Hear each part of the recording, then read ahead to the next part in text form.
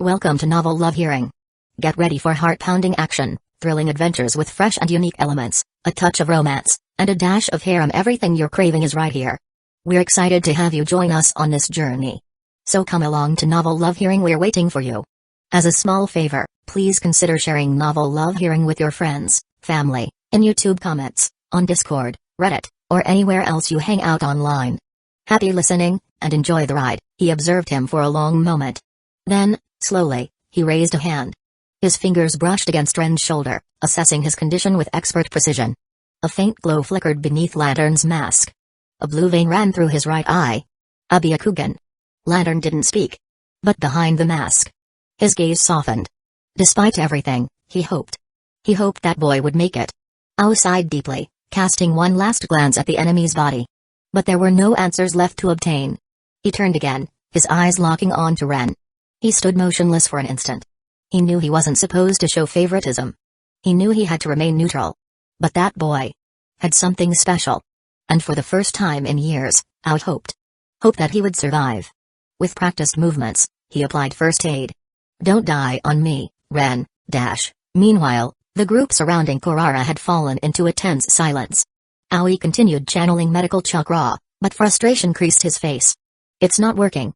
His voice was a tense whisper. Yukiko clenched her fists. What do you mean? Aoi wiped the sweat from his forehead. The problem isn't just the wound. He turned to Shinji. She's developing an infection. The blood in her lungs is clotting abnormally. Korara's breathing grew more labored, shorter. Juneko bit her lip. Then, a voice. Maybe I can help her. Everyone spun around instantly. Misaki approached slowly, her body marked by battle. But in her eyes, there was something new. Not determination. Not coldness. But something that resembled regret. Why should we trust you? Juneko spat, her hostility unfiltered. Misaki lowered her gaze for a moment. Because I realized I was being used. A long silence followed. Then, Misaki raised her hand, blood floating around her like a living liquid. My power can hurt. But it can also heal. She remembered the words Ren had once told her during the academy. Degrees your power can destroy. But it can also save. Degrees. Misaki closed her eyes. Then she knelt beside Aoi. Tell me what to do. Aoi stared at her for a long moment. Then, he nodded. Control the blood clotting. I'll stabilize her breathing. Misaki focused. The blood began to move, slowly, guided with an unnatural precision. Korara trembled slightly, her body racked by chills. Misaki felt the tension rise. The chakra had to be exact. Too much, and she would make it worse. Too little, and it would be useless. Aoi's hand clenched into a fist as he intensified his medical jutsu. And then, Korara exhaled softly. Still too weak to speak. But her breathing had stabilized. Misaki opened her eyes. In her heart, she didn't yet know if she had succeeded. But at least, she had tried. Chapter 151, The Shadow of Death. The air smelled of salt, the wind carried the sound of gentle waves, accompanying the survivors of Hidden Mist Village's cruelest exam. The boats drifted slowly toward the shore, heavy with scarred bodies, broken souls, and hollow gazes. Some barely trembled, their eyes fixed on nothing, unable to process what they had endured. Others clenched their fists, too filled with rage to accept that it was over.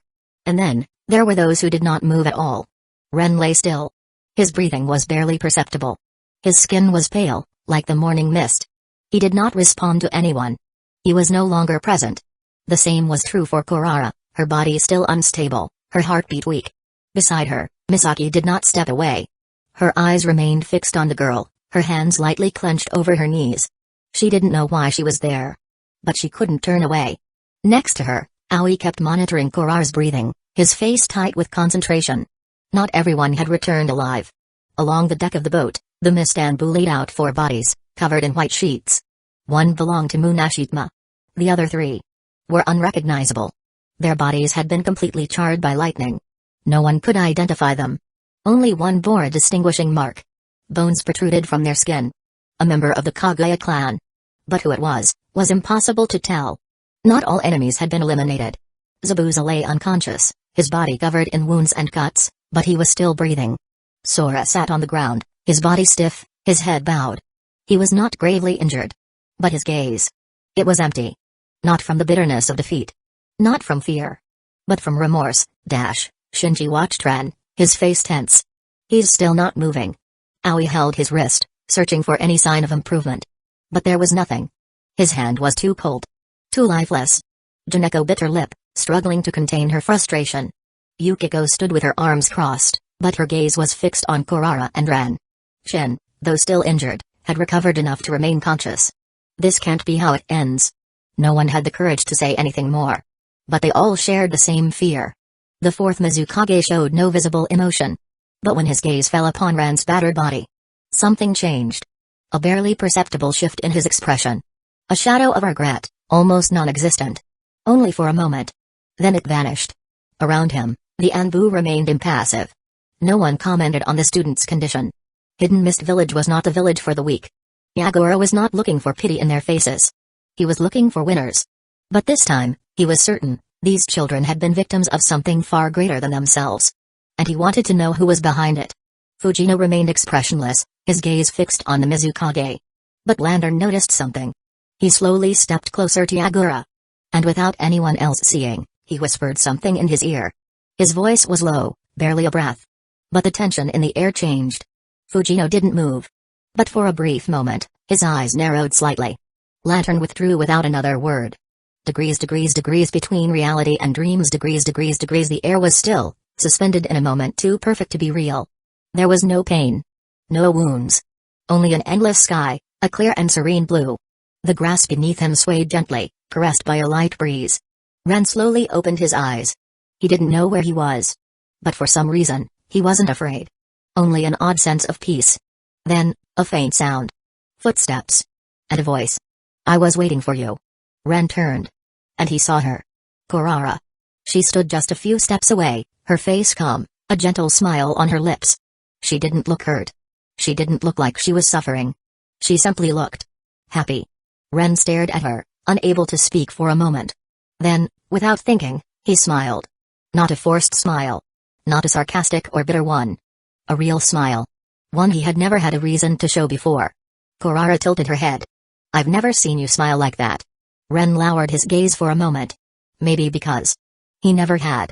Kurara took a few steps forward, her presence light, almost unreal. "You're late." Ren raised an eyebrow. "Did you really think I'd get here first?" Kurara let out a soft laugh. Still the same. For a moment, everything felt normal. As if there had never been a war. As if there had never been battles, wounds, or blood. Just the two of them. But then, Ren's expression grew serious. "Where are we?" Kurara looked up at the sky. "I don't know." Then she lowered her eyes to him. "But everything's fine here." A light wind began to blow. Stronger than before. Kurara closed her eyes slightly, lifting her face toward the sky. Ren tensed. He didn't know why, but he felt something was wrong. Then he saw it. In the distance, beyond the endless horizon. A shadow. Small. Far away. But moving. Kurara followed his gaze. For an instant, her eyes darkened. "Not yet." Ren turned sharply toward her. "What does that mean?" Kurara didn't answer immediately. Then, she smiled again. But this time, it was a sad smile. The wind grew even stronger.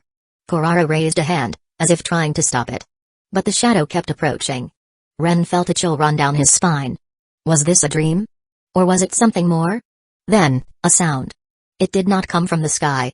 It did not come from the wind. It was a distant sound, muffled. A heartbeat. A slow, but steady heartbeat. Kurara lowered her hand. She looked into Ren's eyes one last time. "For now. Let's just stay together a little longer." The air remained light. The wind brushed against the grass, the sky remained unchanging, infinite. There were no missions. There were no battles. Only the two of them, suspended in a moment outside of time. And for the first time, Ren stopped thinking. He allowed himself to stay there, without questions. Even if only for a moment. Even if only for one last time. But the shadow still drew closer. In the real world, in a hospital room, a hand twitched slightly. Fingers trembled. A heartbeat. A slow, but steady heartbeat. Chapter 156, 2 years later, the night when the demon of the hidden mist was supposed to be born. Never happened. Zabuza Momaki never became his generation's executioner. Not yet. In the original timeline, the Mizukage had banned the bloody exams following Zabuza's massacre. But this time, he did not forbid them immediately.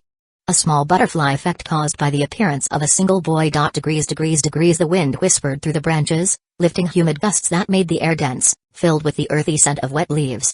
The forest pulsed with life. An orchestra of rustling leaves, fluttering wings, and branches snapping under heavy footsteps. A silhouette darted among the trees. Shinji's movements were fluid, calculated, invisible even to the forest itself.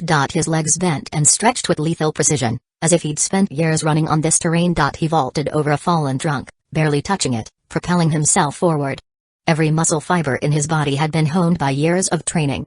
Behind him was chaos. 6 hooded figures chased with clumsy fury, their bulky bodies too slow to catch their prey. Yet they remained dangerous.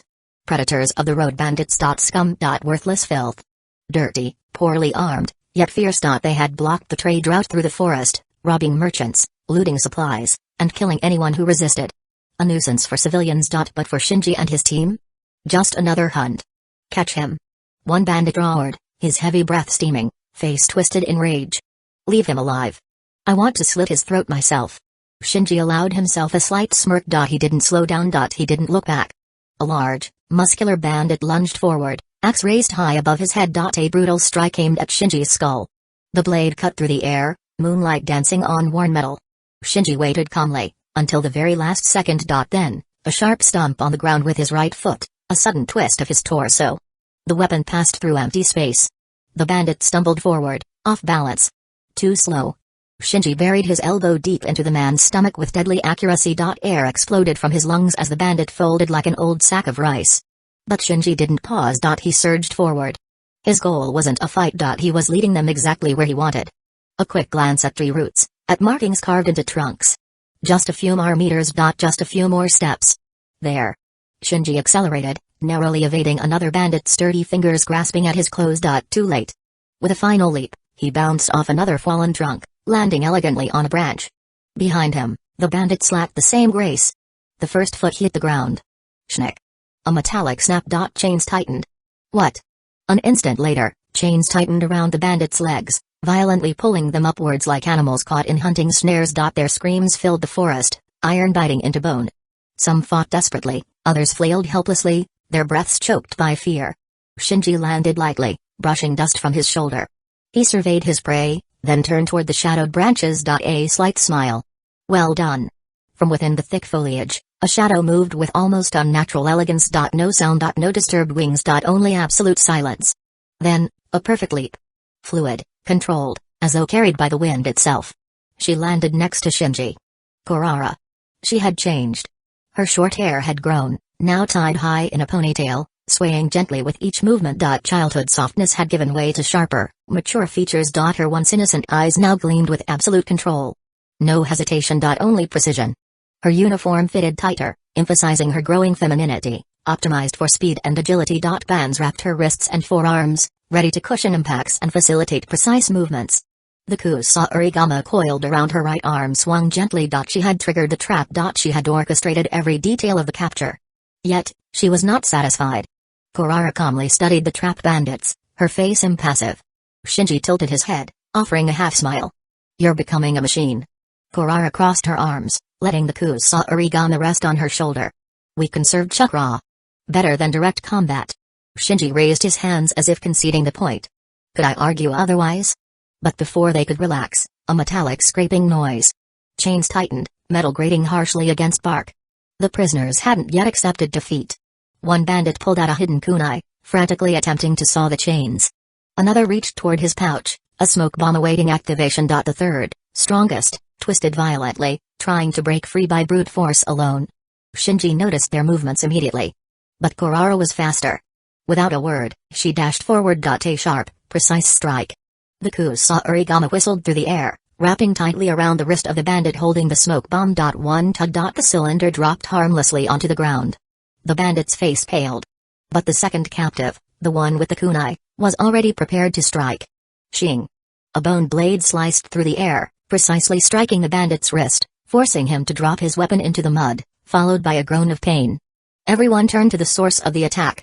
An imposing shadow slowly approached. Heavy footsteps. An aura of authority. And when he fully emerged from the forest shadows, it was Shin. From the darkness of the forest, a powerful presence emerged. Each step measured, deliberate. He was no longer the boy from 2 years earlier. He had grown taller, broader, his shoulders imposing, commanding instant respect. His black, fitted uniform was strategically reinforced, blending protection and agility. On his collar shone the proud emblem of the Kaguya clan, a heritage of ruthless warriors. But the most striking change was in his eyes. No longer just cold, but disciplined. Absolute calm. Silent confidence. Shin's gaze traveled over the trapped bandits without emotion. The tension changed. The wind quieted. For a brief moment, there was absolute silence.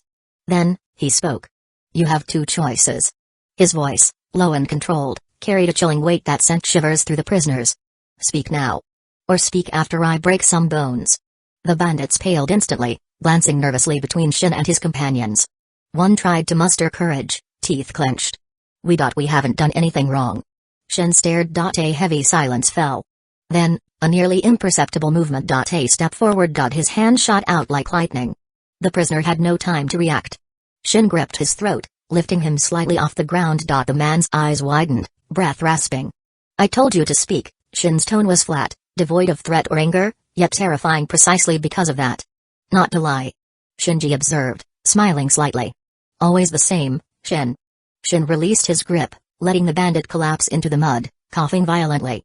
Kurara spun her kusa origami impatiently. So? Where do we begin? The prisoners paled. They quickly started talking, frightened words pouring out. We didn't mean, we were paid to block the road. We didn't want to kill anyone. Finally, they were listening. But suddenly, a cold voice interrupted. Enough. Everyone turned abruptly. From the shadows emerged a figure with calm authority. Long, pale hair, brown eyes, elegant posture. Suiren. Their master. The bandits froze instantly, her presence alone a death sentence. At her feet lay the bandit leader, bound by a rope of water, his face bruised, droplets rolling down his cheeks as if his wounds still bled. Suiren paused in front of her students, calmly surveying the captured men. A faint smile spread across her lips. Excellent work. Chapter 157, Return to the village. The mist of Hidden Mist Village rose gently along the cobbled streets, mingling with the scent of the sea. The Hidden Mist Village was wrapped in the quiet of dusk, the flickering lantern lights illuminating narrow pathways between the houses, creating an almost surreal atmosphere. After days spent on a mission in the woods, Team Suiren finally entered the village. Suiren walked ahead, her steps confident, her expression impassive as always. Yet occasionally, her eyes lingered on her students. She had watched them grow over these past 2 years. Shinji, always carefree but sharpened in skill. Kurara, methodical and detail-oriented. Shin, a silent rock who commanded respect without needing words. Though the mission had been low-ranked, it required a certain degree of coordination, and they handled it with efficiency. She had to admit it, they had improved. But they were still young. And after every mission, recovery was essential. For today, you're done. Go and rest, she said without turning around, her tone leaving no room for objections. Shinji stretched his arms above his head, yawning loudly. Yeah, sensei. Nothing beats some rest after a job well done.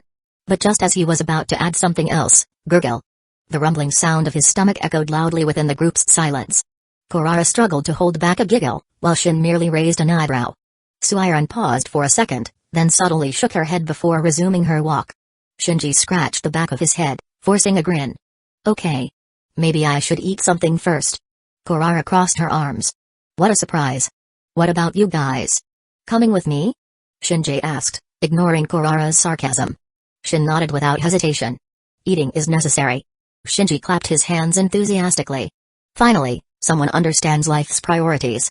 Kurara ran a hand through her hair, seemingly uncertain about her response. Then she shook her head. I've got something else to do. Shinji raised his hands. Alright. But the next time, no excuses. Kurara didn't reply, but her gaze softened slightly before she turned around and headed towards her destination. Shinji watched her figure retreating for a moment, then gave Shin a friendly pat on the shoulder. Let's go, before my stomach starts eating itself.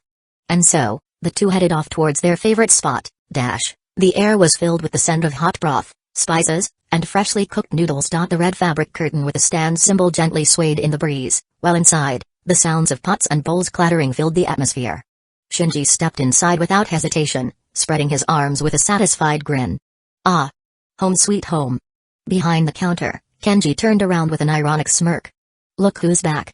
And here I thought I'd finally have some peace without you. Shinji laughed, taking a seat on one of the wooden stools. Come on, Kenji. Admit it. Without me, your stall would be way more boring. Kenji huffed, crossing his arms. If by boring you mean quieter and less troublesome, then yes. Shin silently took the stool next to Shinji. Kenji eyed him briefly. You too, huh? You're bigger than last time. Shin simply nodded. More training, more growth. Kenji shook his head with a smile. At least one of you won't give me a headache. Without further delay, Kenji placed 2 steaming bowls of ramen in front of them. On the house, since you just got back. Shinji dramatically widened his eyes. Kenji, I knew under that tough shell was a heart of gold. Kenji scoffed again. Only because it'll get you to stop talking sooner. Shinji quickly grabbed the chopsticks, eyes shining with pure culinary joy. Itadakimasu. Shin, as always, ate silently, savoring the meal without feeling the need to comment. At that moment, a new voice joined their conversation. I didn't expect to find you here already. Shinji turned around, mouth still full. In front of them, with his usual composed posture and impassive face, stood Aoi. He had changed. The features of his face were more defined, his gaze more mature. Yet one thing remained the same, his glasses, always meticulously perched on his nose. Shinji raised a hand in greeting, still chewing. Aoi shook his head slightly. Shinji swallowed quickly and turned fully towards him. So, joining us or just here to scold us? Aoi sat on the stool next to them, calmly raising a hand to order a bowl. Technically my.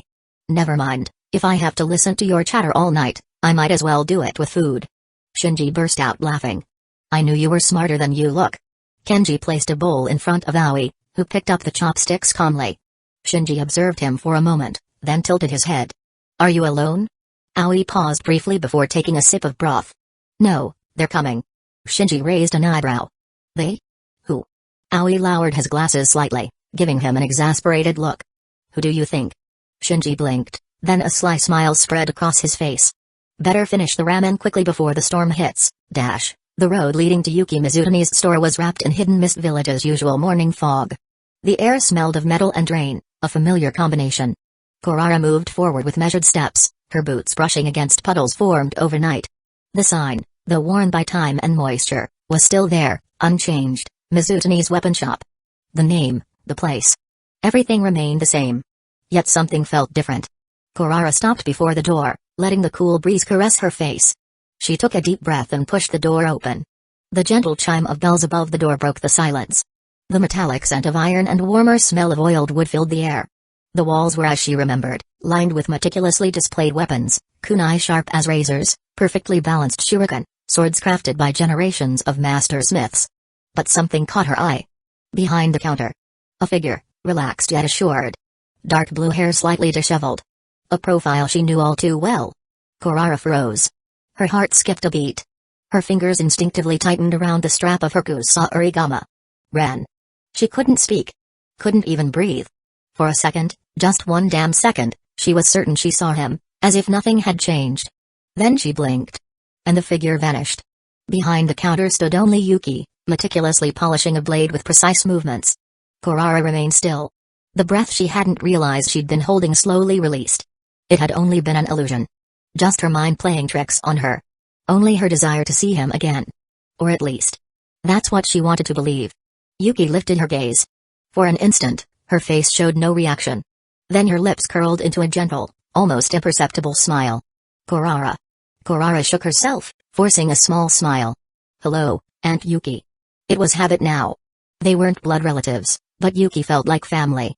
The woman returned to polishing the blade. Mission finished? Kurara nodded, masking the lingering sensation beneath her skin. Yes. Nothing complicated, just some bandits. Yuki gave a small nod, unsurprised. Bandits always plague trade routes. They feel free to do as they please. Until someone puts them in their place. Kurara chuckled. Yes, let's say we set them straight. Yuki gently placed the blade down, its sharp edge gleaming under the lanterns. Then she turned towards a wooden cupboard in the corner. Kurara watched, slightly confused. I suppose you haven't eaten yet. Kurara widened her eyes. Oh, Actually, but Yuki didn't give her time to finish. She pulled out a neatly wrapped container, a perfectly prepared bento, and pushed it gently towards Kurara. I saved one for you. Warmth filled Kurara's chest. She slowly approached, delicately lifting it. Thank you. Yuki gave her a lightly amused look. Eat well, you'll need your strength. Kurara smiled softly, taking a deep breath, and began eating. The fourth Mizukage's office was shrouded in soft light. The windows, veiled by Hidden Mist Village's eternal mist, allowed only a cold, faint glow to enter. Standing a few steps from the desk, Suiron maintained a straight, professional stance, befitting a Jonin. Mizukage-sama. She placed the mission report onto the desk with a controlled gesture. The mission is complete. Yagura raised his eyes slightly, silently acknowledging her presence. The bandit leader revealed a name before losing consciousness. The torture division is verifying the information, she added carefully. Yagura leaned back slightly, tapping his fingers slowly against the desk, his eyes narrowing thoughtfully. An entrepreneur. It wasn't unheard of for bandits to be puppets, serving as pawns for influential figures hiding in plain sight. Such matters always complicated village politics. But just as he was about to probe deeper, a shadow appeared behind him. Soundlessly. Even Suiron, accustomed as she was to the Anbu's stealth, hadn't sensed the presence. The masked shinobi leaned closer, whispering something inaudible into Yagura's ear. Suiron caught the briefest flicker of reaction, a subtle narrowing of the Mizukage's eyes. Then, just as quickly, his expression returned to absolute neutrality. As though nothing had happened. I see, Yagura finally replied, his voice neutral, unreadable. The Anbu disappeared as silently as he had appeared. Yagura turned back to her. You've done well, Suiron. His voice was unchanged, yet Suiron sensed the sudden disinterest in her report. His thoughts had clearly moved elsewhere. I'll read your report later. You may leave. She bowed slightly. As you wish, Mizukage-sama. As she left the office, closing the door behind her, a question lingered stubbornly in her mind. What could the Anbu have possibly said to cause such a reaction from the Mizukage? Chapter 158, Through the Waves, Part 1, The waves crashed against the pier, accompanied by the constant creaking of anchored boats. In a small independent nation without a true military force, people lived off trade and maritime activities. But that night, in the shadows, something far more dangerous was taking shape. 3 figures moved silently across the wooden rooftops near the port, making not the slightest sound. The white masks of hidden mist villages Anbu barely reflected the lantern light from below. Kagero was the first to stop, crouching into an observation position. Borai mimicked him, silent as a ghost. Hakujin moved just behind them, his body sliding with an unnatural fluidity. Before them, the port was still alive despite the late hour. Merchants, smugglers, fishermen, and more questionable figures moved between crates and lanterns, speaking in hushed voices. At the center of it all, seated at a table inside a tea house, was their target. Izuku Watanabe.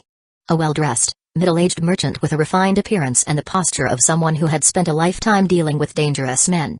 He was no warrior, but he knew how to navigate a world of blood and money.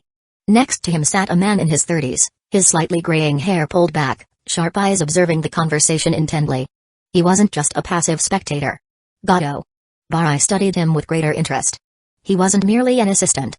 He already knew how to maneuver, how to assess a deal. He wasn't yet a criminal, but he could recognize opportunities. But he wasn't the real problem. Kagero lightly brushed Barai's arm with the tip of his fingers. A signal. Borai shifted his gaze. Sitting relaxed next to Watanabe was a man wrapped in a dark traveling cloak, its wide sleeves and lowered hood concealing much of him. Unlike the others present, he did not have the air of a merchant. His face was sharp, with angular features and amber-colored eyes that scrutinized every detail of the room with unnatural calm. His dark gray hair, tied back with a simple band, swayed slightly in the night breeze filtering through the window. His arms were wrapped in worn leather gloves, clear signs of burns on his fingers and forearms.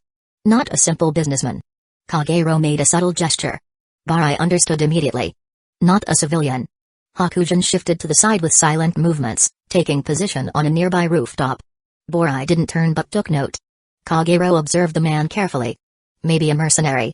Or something more.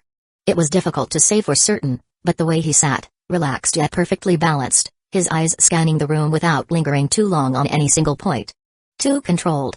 Borai tilted his head slightly. A ninja. Kagero remained still, but the tension in his body shifted slightly. He had noticed it too. Borai examined the man's cloak more closely, noticing the slight ripples in the fabric. He was hiding something underneath. Armor? Weapons? Then he noticed another detail. The burns on his hands. They weren't accidental injuries. They were marks of electrical discharges. At that moment, the connection became clear. Borai exchanged a quick glance with Kagero. Both had reached the same conclusion.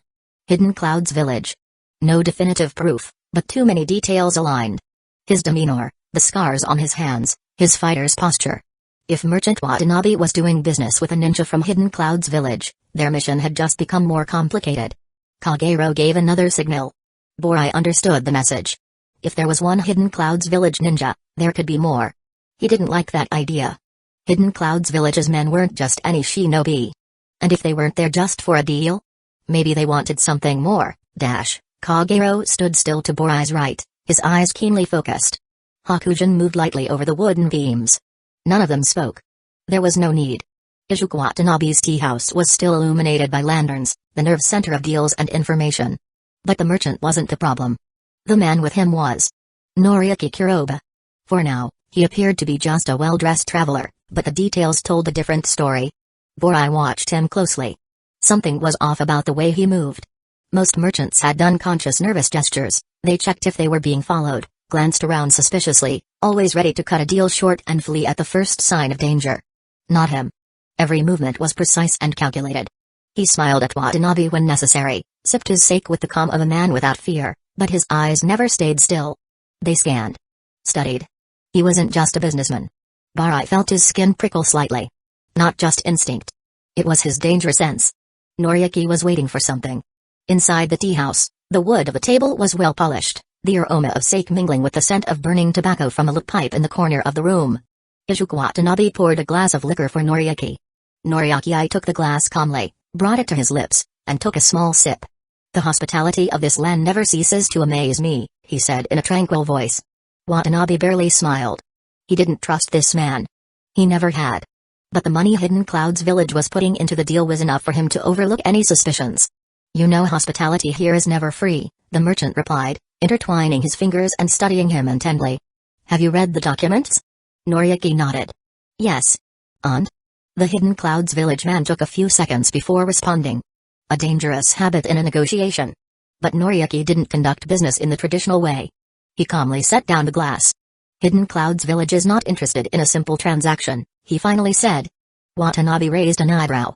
"Oh no?" Noriyuki leaned slightly forward, interlacing his fingers. "We want direct access. No intermediaries. No exchanges of hands." A heavy silence fell over the table. Watanabe took his time studying the request. Then he smiled. "You're in a hurry, then?" "No." Noriyuki barely shook his head. "We are patient." The second man, who had remained silent until now, spoke for the first time. "And security?" His voice was deep, slightly hoarse, as if warned by time. "You're asking for something far riskier than usual." Noriyuki turned to him as if he had been expecting that question. "Security is not a problem." Watanabe tapped a finger on the table, thoughtful. "You know discretion in these matters is not easy." Noriyuki smiled, but this time, it was not a reassuring smile. "That's why we have no intention of doing business with just anyone." Outside, in the shadows, Borai continued to watch. The meeting lasted several more minutes before the men inside the tea house began to leave, one by one. The second Hidden Clouds Village ninja was the first to stand, discreetly exiting through a side door. A clear message. No one should know he was there. A few moments later, Watanabe also rose to his feet. Noriyuki was the last to leave the room. He rolled his neck, as if shaking off an invisible tension, then adjusted his cloak over his shoulders. But before crossing the threshold, he paused for a moment. His eyes scanned the darkness, as if he had sensed something. Then, without a word, he walked down the street, disappearing into the city's shadows. Borai crouched lower, minimizing his presence. Slowly, the Anbu retreated. The first day was over. But the mission had just begun. Day 2. The moon hung high above the sea, casting an eerie glow over the mist-covered port. The smell of salt and damp wood filled the air as Borai and Kagero leaped silently across the rooftops, their movements synchronized. Noriyuki and Watanabe walked through the dimly lit streets, the merchant glancing around nervously, while the ninja from Hidden Clouds Village strode with a calm and deliberate pace. They weren't heading toward a warehouse or a hidden dock, as one might expect for an illicit deal. Instead, they entered a small, well-maintained building near the center of the town. Another tea house, but not just any. Borai recognized it instantly. It was a neutral meeting ground for spies and informants. "This just got more interesting," he whispered under his breath. Kagero didn't reply. But his slight shift in posture told Borai he was thinking the same thing. They had expected contraband. Maybe weapons. But this smelled of something deeper. Inside the tea house, the room was dimly lit, the scent of herbal tea mingling with that of old parchment and ink. Izuku Watanabe took a seat at a low wooden table, his fingers tapping against the polished surface. Noriyuki remained standing. His amber eyes scanned the room, noting every entry point, every possible hiding spot. A moment later, a new figure stepped inside. A man draped in dark robes, his hair shaved close, eyes sharp and calculating. No insignia. No marks of affiliation. But Watanabe's expression tensed the moment he saw him. "You came," the merchant said, forcing a smile. The man nodded but didn't sit down. "Let's get straight to business," he said. "The package?" Noriyuki, still silent, reached into his cloak and pulled out a small, reinforced scroll. He placed it on the table. The air in the room changed instantly. Even Watanabe, a seasoned dealer, shifted slightly, his fingers hesitating before touching it. "Do you even know what you're transporting?" he asked Noriyuki, his voice quieter than before. The Hidden Clouds village ninja gave a half-smile. "Do you?" A brief silence. Then, the robed man took the scroll and tucked it inside his own sleeve. "The deal is sealed," he said. "You'll receive confirmation at the usual place." Without another word, he turned and walked out. Watanabe let out a breath he hadn't realized he was holding. "This had better not bring me trouble, Kuroba." Noriyuki chuckled. "You should know by now, Watanabe." He stepped closer, lowering his voice. "Every deal brings trouble. The only question is, whose trouble will it be?" And with that, he turned and left. High above, watching through the cracks of the wooden ceiling, Barai and Kagero exchanged glances. "Did you see that?" Hakujin whispered. Kagero nodded. "The scroll. That wasn't an ordinary trade. It was a sealed document, a high-level transmission. And if Hidden Clouds Village was secretly passing encrypted messages in a land of waves, it meant only one thing: something big was happening." Barai tensed, his fingers instinctively reaching for the kunai at his side. If Watanabe was involved with Hidden Clouds Village intelligence, then the mission parameters had just changed, but Kagero signaled for retreat. They couldn't act yet, not without more information. They needed to follow the scroll. As the figures below dispersed into the night, the Ambu melted into the mist, moving like ghosts across the rooftops. Watching. Waiting. Their mission had shifted from surveillance to interception. And soon, blood would stain the waves. Chapter 159, Through the Waves, Part 2, Day 3. Rain. A fine, almost imperceptible drizzle, but enough to make the rooftops slippery and the port streets even quieter than usual. Barai and his team had not slept. After the meeting at the tea house, they had followed the two Hidden Clouds village ninjas from a distance, observing them from afar as they moved through the port. Noriyuki Kuroba was the last to leave the tea house. He walked calmly through the damp streets of the port, slipping between alleys with the air of someone who knew the territory perfectly, as if he had always lived there. The second Hidden Clouds village man had disappeared immediately after the meeting, taking a side road and vanishing into the mist. The Anbu had not tried to follow him. Too risky. If that ninja had been sent in a different direction, it meant that Hidden Clouds village wanted to protect him. The objective was clear: understand who the main contact was and what they were doing. And for now, everything pointed to Noriyuki. Barai moved quickly along a rooftop, keeping low. On the ground, Noriyuki walked without any hurry, wrapped in his dark cloak. Every now and then, he stopped, exchanged a few words with merchants, but never lingered too long.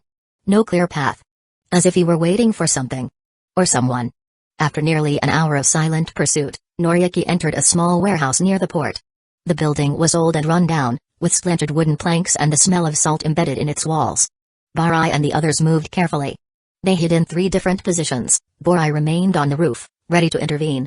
Kagero took position near a side wall, prepared to intercept. Hakujin positioned himself behind the building, cutting off any escape routes. And then they listened. Voices rose from inside. Not just Noriyuki's. Someone else was with him. A man with a rough, impatient tone.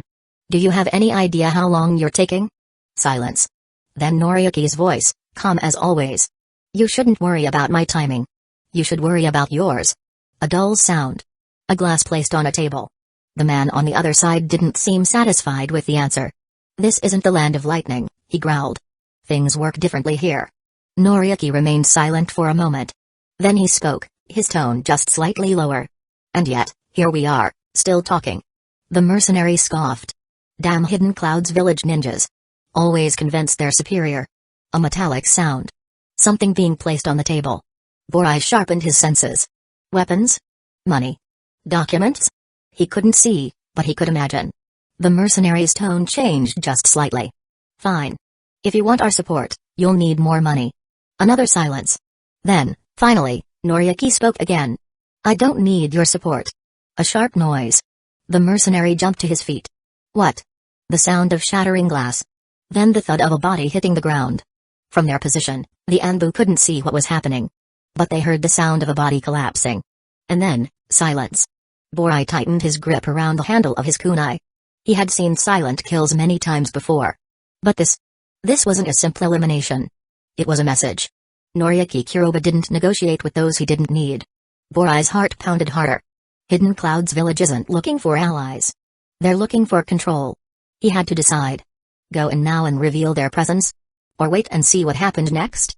From his position, Kagero made an imperceptible signal. We wait.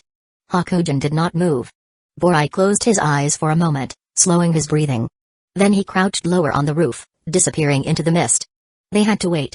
Because the hunt had only just begun. Day 4. The rain continued to fall in thin streaks, merging with the mist of the port. The sound of raindrops was the only constant noise in this endless night. On one of the highest rooftops, 3 shadows barely moved, hidden among the damp wooden beams and the nighttime fog. Borai, Kagero, and Hakujin had been motionless for hours, watching every movement of Noriyuki Kuroba and the second Hidden Clouds Village ninja. The situation had become much bigger than expected. And Kagero was the first to say it out loud. This mission is much harder than expected. There was no frustration in his voice. Just cold, calculated recognition. The informants underestimated the problem. Hakujin remained still for a moment. Then, without even turning, he responded with his usual calm. It doesn't matter how hard it is. We have to complete it. Kagero crossed his arms, his black cloak sticking to his skin from the humidity. I know. A brief silence followed. Then, without warning, Kagero turned toward Borai. Rain dripped down his mask, and his tone was slow, almost measured. What would you do, Borai? The question was direct. But it wasn't just a request for an opinion. It was a test. After all, this mission is for you. Borai didn't answer immediately. His eyes remained locked on the 2 Hidden Clouds Village ninjas. Kagero didn't explain the implication. But Hakujin tilted his head slightly, as if he had understood something. Borai took a deep breath. Every muscle in his body was tense, but his mind was sharper than ever. Then he spoke. Confirmed data, 2 Hidden Clouds Village ninja, at least Jonin level. There could be other Hidden Clouds Village shinobi scattered in the land of waves. Unknown abilities. Hypothetical data, the second Hidden Clouds Village ninja has yet to reveal his skills. Hidden Clouds Village is planning something bigger, but they don't know what. Noriyuki Kuroba has acted with strategic precision until now. Other people might be involved, even unknowingly. Borai narrowed his eyes. Under normal conditions, the most logical choice would be to withdraw. A ninja must know when to retreat and reconsider the mission. They should have had more men. They should have had more resources. They should have had more information. Alerting the Mizukage would have been the safest move. But the truth was, they didn't have time. If they lost sight of the Hidden Clouds Village ninja now, the opportunity would vanish. And if there was one thing Borai was sure of, it was that he, Kagero, and Hakujin could handle it. With the right tactics. When Borai finally spoke, his voice was low and precise. There are 2 things we must do. Kagero listened attentively. Hakujin turned slightly, finally showing interest. Borai raised a hand slightly, pointing toward the Hidden Clouds Village ninja in the port. First, we have to separate them. Fighting them together would reduce our chances of victory. Kagero nodded slowly. And the second? Borai lowered his hand. We must not alert them. Hakujin turned just slightly. You mean we should strike before they even realize it? Borai remained silent for a moment. Then he nodded. If we attack at the wrong moment, we have no way of knowing how Hidden Clouds Village will react. We must be invisible. And we must do it now. Kagero and Hakujin remained completely still. It was rare for something to surprise them. But at that moment, they were. Because Borai was the youngest, and yet he wasn't talking about a simple attack plan. He was constructing a perfect strategy. And for the first time, Kagero and Hakujin truly understood why this mission had been entrusted to Borai. Then, Borai finished explaining the plan. Kagero didn't speak immediately, but there was a strange expression in his gaze. Hakujin instead made an unusual movement, seeming to not to have fully understood the plan. Chapter 160, Transformation Jutsu? Day 5. The night was approaching, and the port of the Land of Waves was wrapped in an apparent calm. Noriyuki Kuroba and his men continued to move cautiously, without showing the slightest sign of weakness. But the pressure was about to increase. Because the mist of Hidden Mist Village was not fought with strength alone. It was fought with illusion. The night before, Borai, the first phase is the Qual of Vice. At the heart of the port city, the taverns and tea-houses were filled with travelers and sailors. It was here that the lesser ninjas of Hidden Clouds Village had let their guard down. And it was here that Borai had decided to begin their attack. But to execute the plan, there was one small problem. Absolutely not. Hakujin crossed his arms and took a step back. Forget it. Kagero looked at him with the same expression as someone who had just heard absolute madness. You're joking, right? Borai remained expressionless.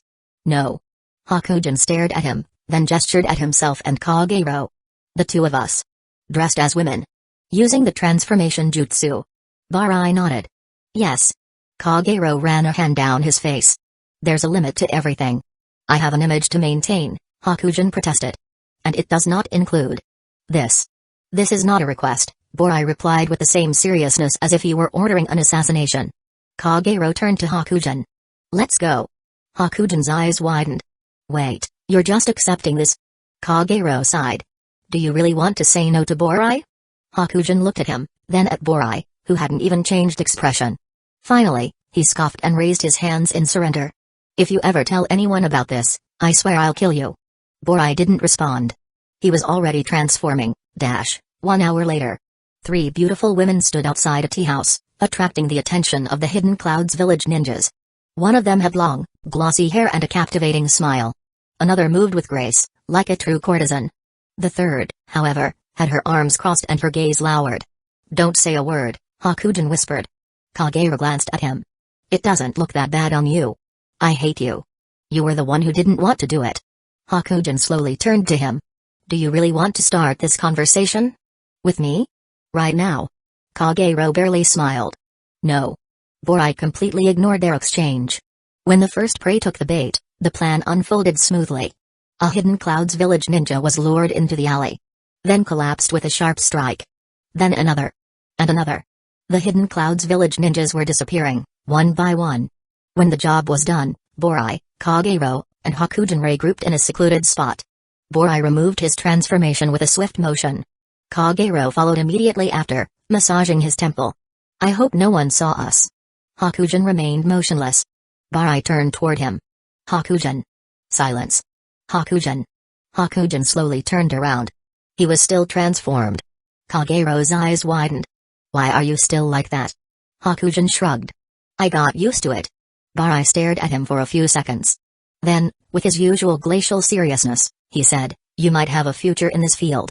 Hakujin stared at him for a long moment. Then he sighed. I won't decide today whether to feel insulted or flattered. Kagero massaged his temples. Can we get back to the mission? Borai nodded. They had now taken the place of the Hidden Clouds village ninjas. The plan was about to enter the next phase, the second phase. Hidden Clouds village's enemy is Hidden Leaf village. Borai 3 days later, a suspicious vessel appeared in the port. It was neither large nor luxurious. Just a simple trading boat, with worn-out sails and old wooden planks. But the problem wasn't the boat. The problem was the people who stepped off it. A grown man and 3 youths. Dressed as civilians, but their demeanor was too careful, too measured. They didn't look around with the curiosity of newcomers. They moved with precision. They observed. They analyzed. And that immediately put the Hidden Clouds village ninjas on alert. Noriaki Kiroba noticed them immediately. From his vantage point, he watched the group advance. He made a slight gesture to the second Hidden Clouds village ninja. No words. Just a clear order. Find out who they are. But the truth was different. The 4 civilians were not real. They were shadow clones, disguised with the transformation jutsu. And when the Hidden Clouds village ninjas began following them, they noticed something was off. The 4 civilians acted too suspiciously. Too silent. Too calm. Too ninja. The idea that they were undercover Hidden Leaf village agents crept into Hidden Clouds village as ranks. And now, their biggest problem was no longer Hidden Mist village, but the risk of being discovered by Hidden Leaf village.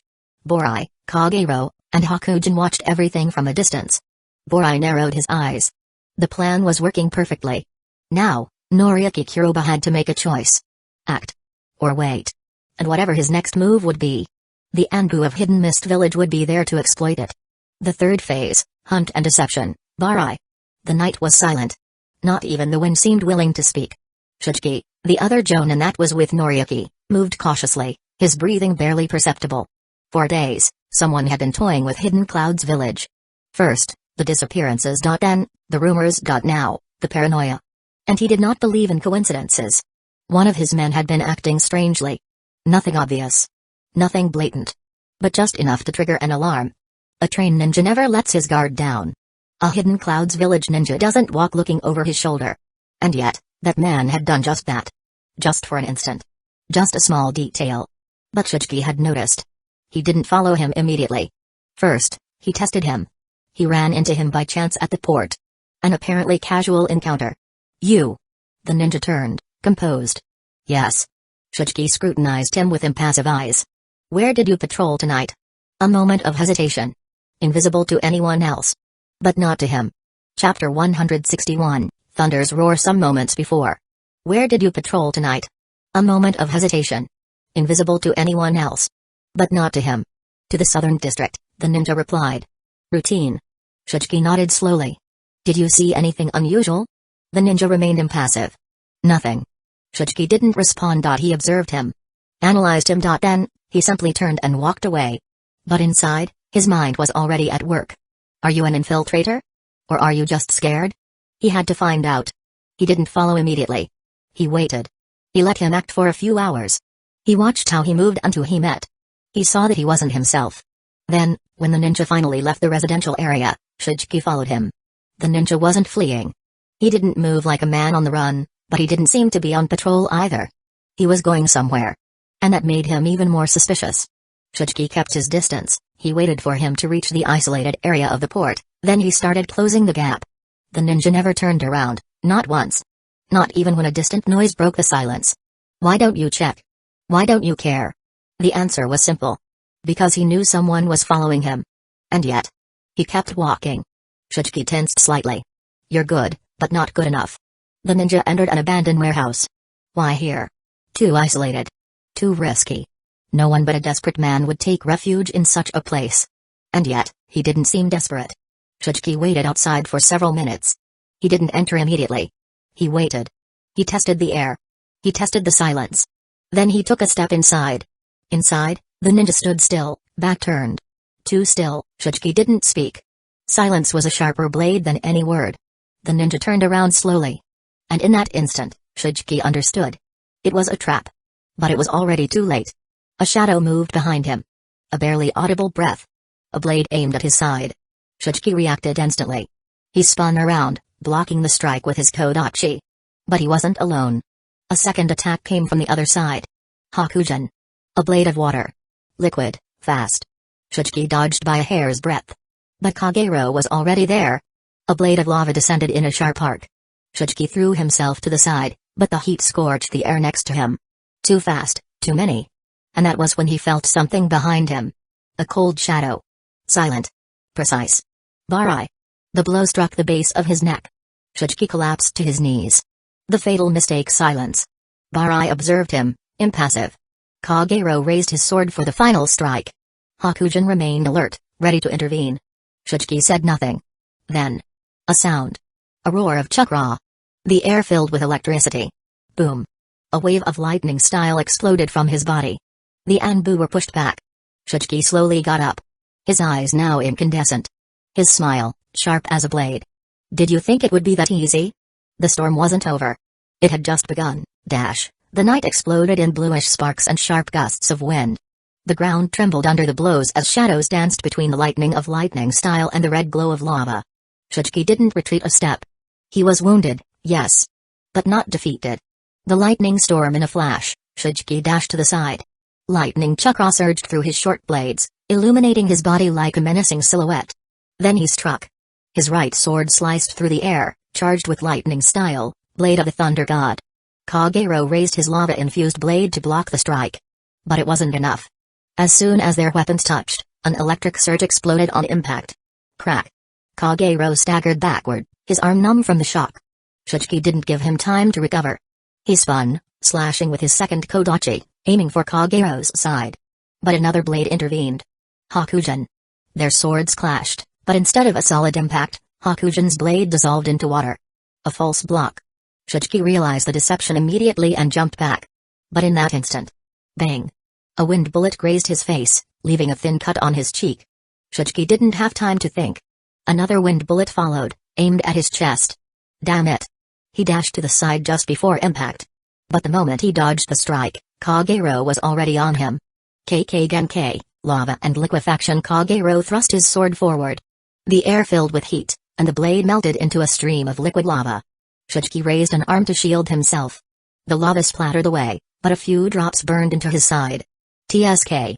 Before he could react, Hakujin struck his back. The blow seemed lethal. But instead of piercing him, Shujiki transformed into electricity for a split second. Lightning style, lighting, violent shock. A blue flash erupted from his body, blasting Hakujin away, forcing him to roll back. Hakujin landed, breathing heavily. His body had absorbed part of the shock. Shujiki turned to finish him. But... bang! Another wind bullet shot straight at him. Shujiki deflected it with his sword. But another came immediately after. And then another. And another. He was forced onto the defensive. The battle wasn't over yet. Shujiki paused for a moment. He finally understood. Borai had no intention of fighting him directly. He wasn't letting him breathe. Every time he tried to strike Kagero or Hakujin, the wind bullets interrupted him. They weren't defeating him with strength. They were wearing him down. Shujiki gritted his teeth. You. He turned toward Borai. You're the one keeping this fight going. Borai remained impassive. No. He slowly spun his wind-infused blade between his fingers. You're the one prolonging it.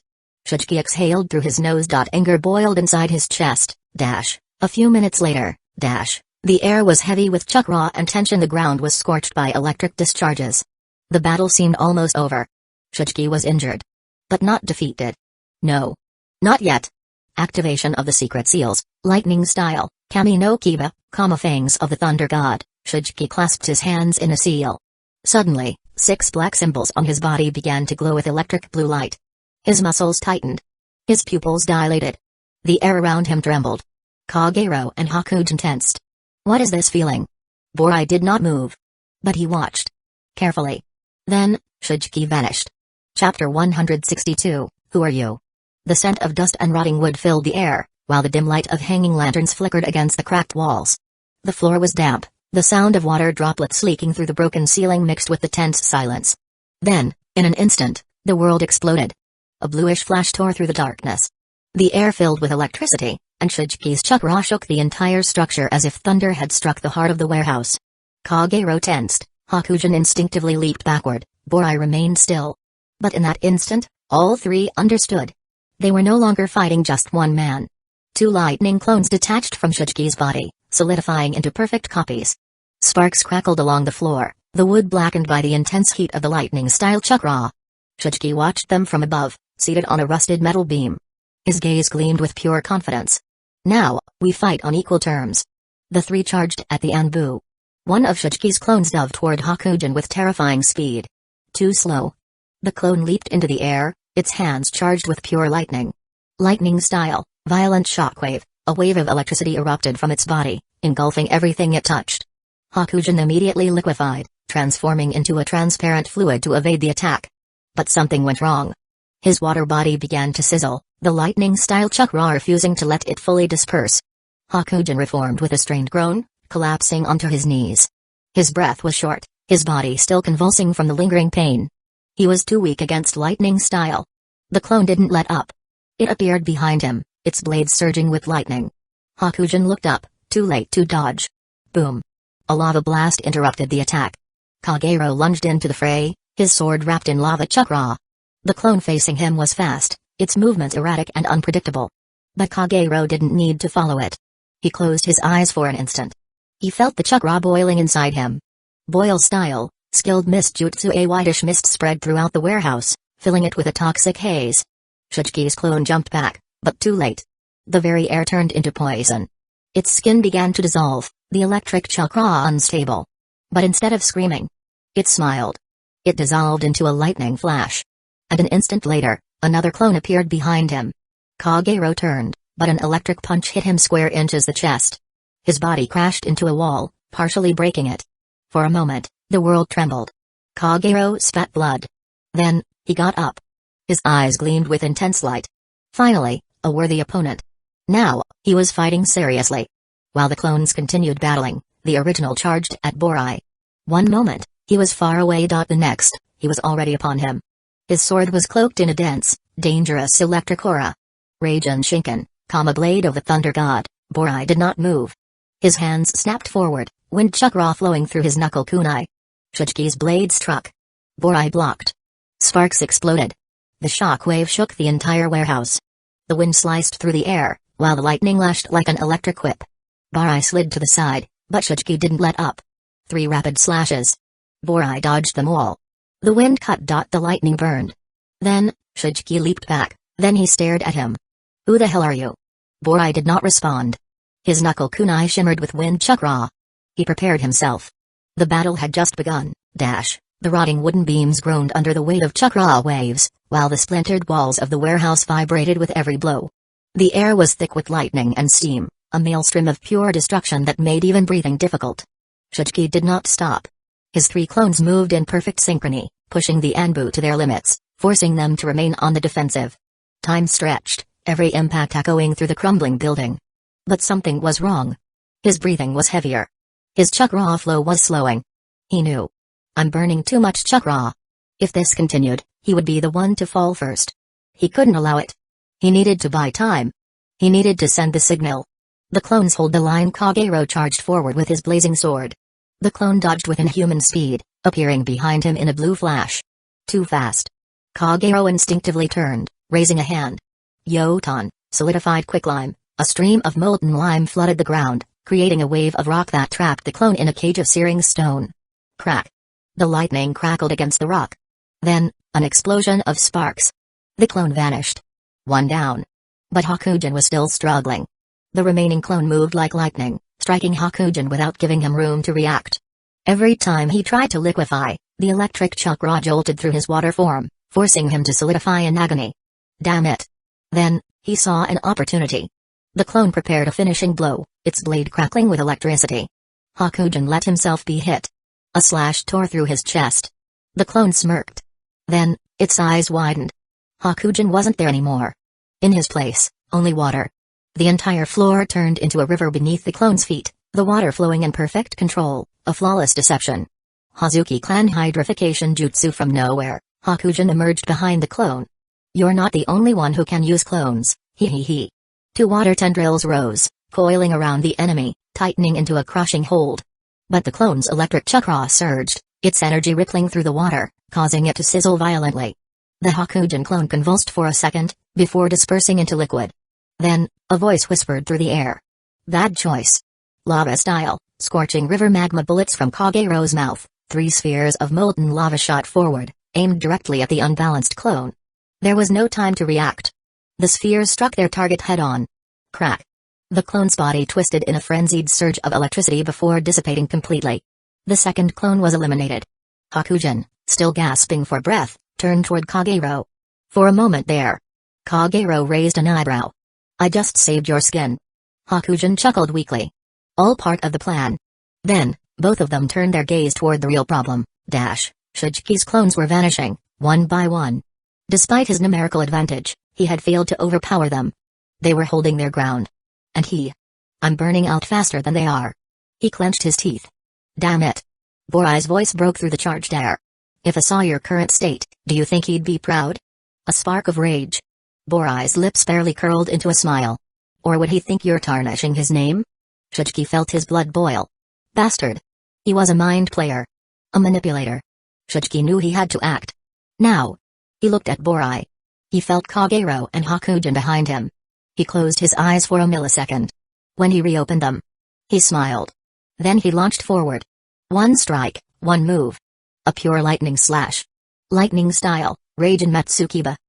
Fangs of the Thunder God's annihilation, his blade surged with black electricity. The entire warehouse blazed in a blinding glow. Then, he struck. Borai couldn't dodge. Couldn't block. Couldn't evade. The lightning fangs pierced through his chest. The silence was absolute. Kagero froze. Hakujin held his breath. Shujki grinned. Finally. Then. Suddenly. Puff. A cloud of white smoke. Borai vanished. He had never been there. Only a clone. Shujki's eyes widened. And before he could even react, a cold, sharp voice whispered behind him. Too slow. A flash of blades in the next instant. Something fell to the ground. Not Borai's body. 2 things. 2 chunks of flesh and bone. His arms. Severed. Shujki's gaze locked onto the hands that had, just a second before, gripped his swords. Now, they were on the floor. still clutching the kodachi, but no longer attached to his body. A blink. Only then did the pain explode. Only then did he realize. Those knuckle kunai Borai wielded. At the very last moment, they had extended their range, creating the illusion that he had blocked the attack. Only then did he scream. Shujiki staggered back, blood pouring like rain, his chakra leaking uncontrollably from the open wounds. But before he could take another step, flash. A seal illuminated beneath his feet. His chakra locked instantly. His body froze. His muscles refused to move. He could do nothing. But he could still speak. And he laughed. His laughter filled the warehouse's silence, bouncing off its damaged, filthy walls. Kagero stared at him with cold eyes. Hakujin remained motionless, his chest rising and falling slowly, still shaken by the battle. But Borai. He took a step closer. Shujiki grinned, his teeth painted with blood. In the end. You're only fooling yourselves. More blood spilled from his mouth, yet his smile remained. I have already won. He laughed again. I don't care if I die. His gaze lifted toward the ceiling, his lips curling in a knowing smirk. Because Hidden Cloud's village's ninja are already on their way. The silence grew heavy. Then, Borai spoke. Do you think we didn't figure out you were stalling for time? Shujiki stiffened. Borai tilted his head slightly, his voice calm, but sharper than any blade. Hidden Cloud's village's ninja will never arrive. The laughter stopped. The smile vanished. What? Borai crouched beside him, his shadow looming over the blood-stained floor. The entire perimeter has been sealed. Shujiki looked down. Only then did he see them. The seals. Carved into the beams. Etched into the floor. Painted into every corner of the warehouse. He had stepped over them hundreds of times. He had ignored them. Now, he understood. It was over. He had always lost. From the very beginning. A shadow flickered in his fading vision. A silver flash gleamed in the night. Then, it struck. For an instant, Shujiki saw the world spin. Then, the ceiling. The beams. Borai's feet. But upside down. Only then did he realize. His head had been severed. But his brain was still active for a few seconds. And in those few seconds, he thought. Who the hell are they? How did they defeat me so easily? Could they be from Hidden Leaf Village? Then, a more terrifying thought struck him. No. What if Hidden Leaf Village and Hidden Mist Village had allied? An impossible idea. But now, nothing felt certain anymore. The world faded to black. And Shujiki vanished forever. Chapter 163, The Poison of Doubt, Part 1, The abandoned warehouse was drowned in an eerie silence.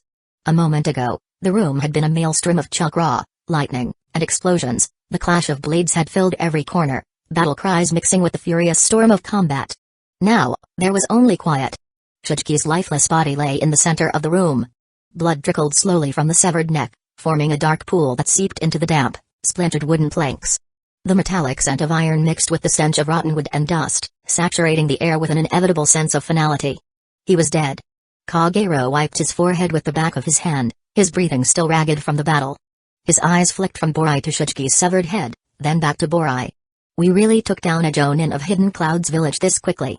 Now what? Hakujin remained silent for a moment, his gaze still fixed on the corpse of the former Hidden Cloud's village commander. Then, he stepped forward, resting his hands on his knees to catch his breath. We need to get rid of the body. Borai didn't answer immediately. Calmly, he crouched next to the corpse, his fingers brushing the still warm pool of blood. Then, his hands formed a series of seals, the movements fluid and precise. A scroll slipped from his robes, unfurling in an instant, illuminated by a brief bluish glow. In the blink of an eye, Shujiki's body disappeared. Borai remained on one knee for a moment, staring at the now sealed scroll. Then, he stood and turned to his comrades. Now, the second phase of the plan begins. No one else spoke. Only the faint dripping of the remaining blood continued to mark the passing time. Day 6. By morning, Hidden Cloud's village's camp in the port city appeared normal. The shinobi moved through side streets, disguised as civilians, blending into the local populace while patrolling strategic locations. But to a keen observer, the details were off. Their movements were too precise. Their eyes too sharp. Their hands never strayed far from their weapons. And then, there was the silence. Not the silence of discipline. But the silence of something not quite right. Shujiki was missing. He had not returned to Noriaki's command. No orders. No signals. No trace. Doubt began to creep into the minds of Hidden Cloud's village as shinobi. Some believed he was handling a secret mission. Others were not so sure. Then, the whispers began. Hidden Mist Village's Anbu, infiltrated among the lower-ranking shinobi, spread seeds of doubt with carefully placed whispers between patrols. They say Noriyuki betrayed us. The mission was cancelled, and they didn't tell us in time. Noriyuki wants to take the island for himself, and Shuchiki found out. The word slithered like invisible poison, seeping into the already tense minds of the Hidden Clouds village forces. Borai knew.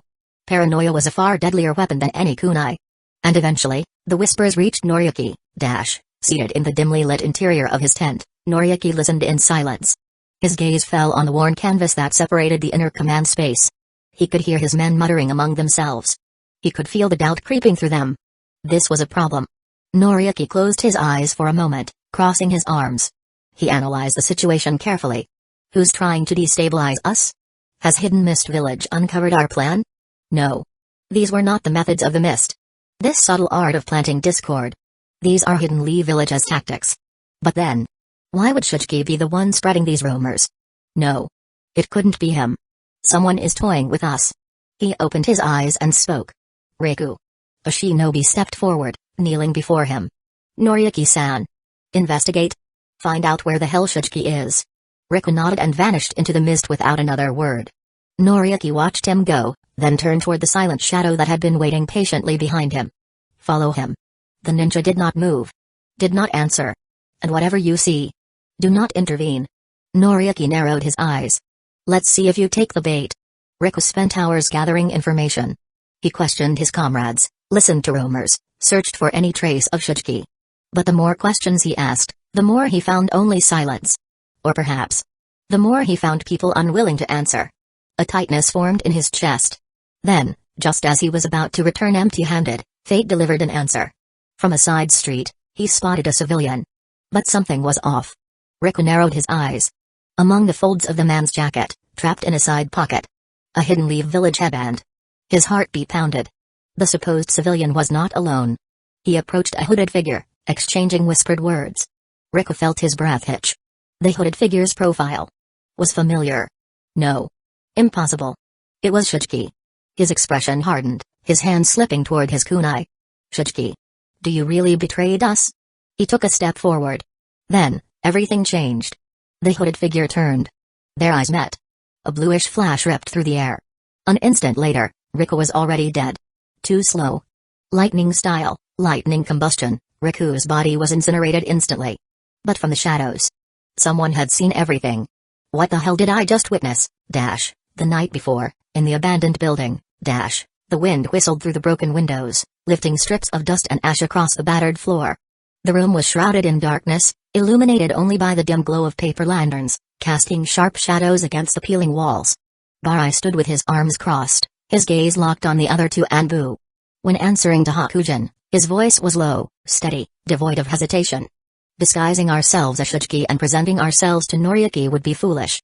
He let the words settle into the heavy air, giving Hakujin and Kagero the necessary time to fully absorb them. An experienced ninja, a man who has served Hidden Clouds Village for years, will not be fooled by such a simple trick. They study your posture, the way you move your fingers, how you breathe. Just a few moments are enough to realize something is wrong.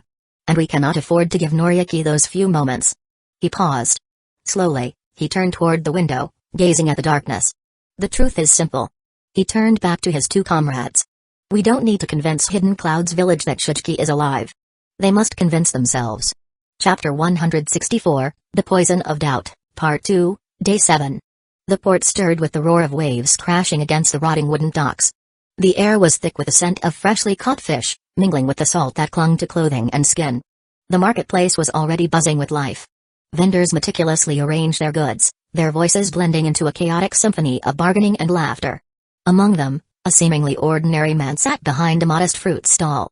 He wore a simple tunic, his face partially concealed by a hood, his posture relaxed, as if he belonged there, as if nothing about him was remarkable. It was Barai. Or rather, it was him in disguise. His eyes, hidden beneath the hood's shadow, carefully observed every detail. A burly man, his face weathered by wind and sun, walked through the crowd carrying a net full of still flopping fish. In his other hand, he held the small arm of a boy following him with quick, eager steps. Dad, today we'll sell lots of fish, right? The father turned to him, offering a wary yet affectionate smile. Yes, Aki. Then we'll be able to buy rice for the week. The boy nodded enthusiastically.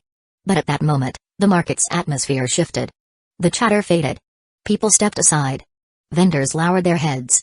Izuku Watanabe had arrived, accompanied by a guard of armed men. No one dared meet his gaze. Then, one of Watanabe's guards brushed past Barai's fruit stall, accidentally knocking over a stack of apples. They tumbled to the ground. Aki saw everything. With the innocence only a child could possess, he ran to the man, gently tugging at his jacket. "Sir, you dropped the fruit." Aki's father paled. "Aki, come back here, now." But the boy shook his head. "If you drop something, you should pick it up. Atozan always says so." The guard turned slowly. Then, without a word, he struck Aki's father. A punch to the stomach. The man collapsed to his knees, his net of fish slipping from his grasp. Aki held his breath, too shocked to understand. "Teach your son some manners," the man sneered, brushing off his robe as if merely being touched by them had soiled him. Aki's father, still gasping for breath, knelt down, bowing his head. "Forgive me. My son meant no disrespect." No one intervened. The merchants remained silent. The crowd looked away. But someone was watching. From behind his fruit stall, Borai just observed. He watched power crush the weak. He watched how the people reacted to fear. He watched a child see injustice for the first time. And yet, he didn't interfere. Wars are not won with impulsive actions. Izuku Watanabe gave a bored wave of his hand, not even sparing the fisherman a glance. "Let's go." His men walked away, leaving Aki's father still kneeling, short of breath, his head bowed in submission. Aki knelt beside him, his small hands trembling as he tried to grasp his father's. At that moment, Borai calmly stood, picking up one of the fallen apples and placing it gently in front of the boy. "Thank you." Then, without a word, he pulled out a small, decorated scroll. A good luck talisman. He set it next to the apple, right before Aki's wide, astonished eyes. The boy stared at him in wonder, then smiled like nothing happened. Borai met his gaze and smiled back. Then, without haste, he turned and vanished into the crowd. Aki clutched the talisman to his chest, not yet understanding its true meaning. The dimly lit room felt like a separate world, isolated from the village's frenzy. Noriaki did not drink. He stared at the amber liquid in his cup, deep in thought. Across from him, a Hidden Clouds village ninja sat in silence, awaiting his words. Then, with his usual calm precision, Noriaki spoke. "Something is wrong." The ninja raised his gaze. "Sir?" Noriaki set the cup down slowly. "Shujiki." His sudden disappearance, his return. And now, the villagers beginning to resist. He paused, his eyes scanning his subordinate carefully. "None of this is a coincidence." The man remained silent for a moment, then nodded. "You believe someone else is behind this?" A small smile played at Noriaki's lips. "I don't believe it." His gaze lifted slightly, catching the light in his eyes. "I'm sure of it." The air grew heavier. The Hidden Clouds village ninja did not dare break the silence. Then, with slow deliberation, Noriaki spoke again. "Someone else is pulling the strings." And then, he said the name. "Hidden Leaf Village." The ninja's eyes widened slightly. "The Leaf." Noriaki nodded. "They have no reason to remain uninvolved. Hidden Leaf Village has always used influence and destabilization when they couldn't win through force. The only thing I wonder is, how did they discover us so soon?" He ran his fingers along the rim of his cup, thinking. If the mission had been compromised from the start, we would have seen clearer signs of infiltration. But this is a silent war. So, Hidden Leaf Village is using Shujiki to push the people into rebellion? Maybe. Or maybe they're just waiting for the right moment to reveal themselves. He shook his head slightly. "But I won't wait." With a fluid motion, Noriaki pulled a small scroll from his robe. He slid it across the table, stopping it at the ninja's hands. "Go to the port. Ensure this message reaches Hidden Clouds Village." At the port, the Hidden Clouds Village ninja moved with confidence, making his way through the crowd with measured steps. But someone was watching, perched atop a rooftop, leaning against a chimney blackened with age. Hakujin tracked him with his gaze. Beneath his mask, a smile stretched. "Where do you think you're going?" In a secondary square, a merchant was speaking with a group of villagers. He wore simple clothing, a dusty brown tunic, his hands stained with soil. He looked like one of them, yet his eyes observed everything with precision. "Strange, isn't it?" The merchant mused, idly passing an apple from one hand to the other. The villagers and merchants exchanged uneasy glances. The tension in the air was tangible. "They say the Hidden Clouds Village ninja are here to protect us. But I wonder." He paused, taking a slow, deliberate bite of the apple. The gesture was measured, calculated. "Who will protect us from them?" A whisper spread through the crowd. No one dared speak openly, but the seed of doubt had already been planted. Aki's father, still shaken by the humiliation he had suffered that morning, clenched his fists. "Protection," he muttered, his voice tinged with disgust and frustration. The merchant tilted his head slightly, a barely perceptible smile forming. "And besides, who can truly say what they really want?" His words lingered in the air. And then, it happened. "There!" someone shouted. The merchant looked up, but it was already too late. A Hidden Clouds Village ninja dropped from the sky, his blade gleaming under the sun. The steel sank deep into the merchant's chest. For a moment, time froze. The villagers stood motionless. Then, terror turned to screams. Aki's father stared, wide-eyed, unable to believe what he had just witnessed. The merchant staggered, his mouth slightly open in silent shock. Then, he dropped to his knees. The blade was yanked free with a sickening sound, and blood splattered onto the dusty ground of the square. An elderly woman covered her mouth with trembling hands. They killed one of us," someone whispered. But it was no longer a whisper. It was a roar rising in the crowd. People stirred, shifted. Fear became rage. A few blocks away, perched on a wooden beam overlooking the square, two figures observed the scene. Hidden within the shadows, Kagero and Borai watched as the chaos unfolded. Kagero shook his head, a smirk playing on his lips. "When do you even come up with these strategies?" Borai, his face concealed beneath the shadow of his mask, did not immediately respond. He watched as the disorder spread like an unstoppable wildfire. Chapter 165, The Shadow of Rebellion. The stone streets of the village felt darker than usual, the air heavy, as if something unseen slithered through the alleys. Shijiki stood in a secluded corner, surrounded by a small group of Hidden Clouds Village ninja. He watched them calmly, his hands clasped behind his back. "Look around you." His eyes drifted over the half-empty streets, the scattered patrols of Hidden Clouds Village that seemed thinner, more disorganized. "Noriaki's control is slipping. His command is crumbling. And you will be next." The ninja exchanged uneasy glances. "What do you mean?" one of them asked. Shijiki took a step closer, lowering his voice. "Have you noticed? More and more dissenting ninja are disappearing." A tense silence. "Where have they gone?" No one answered. No one dared admit it. The truth was darker than they could imagine. Because the disappeared ninja were not victims of Hidden Clouds Village. They had been eliminated by Borai, Kagero, and Hakujin. Disguised, they had lured them into isolated alleys and wiped them out without leaving a trace. And now, the remaining ninja were beginning to fear they were next. Day 9. The air had grown heavier. Whispers spread of vanished shinobi, of dissenters who had disappeared into nothingness. Then, the second killing happened. Another merchant was slain in broad daylight. An ordinary man. One of them. The culprit? A Hidden Clouds Village ninja too arrogant for his own good. Or at least, that's how it seemed. Because the merchant who died wasn't actually dead. It was Hakujin. Disguised, he had provoked the ninja with carefully chosen words. The man lost his temper. He had only shoved him. But Hakujin fell backward, his head striking a stall. And he pretended to die on impact. The crowd saw everything.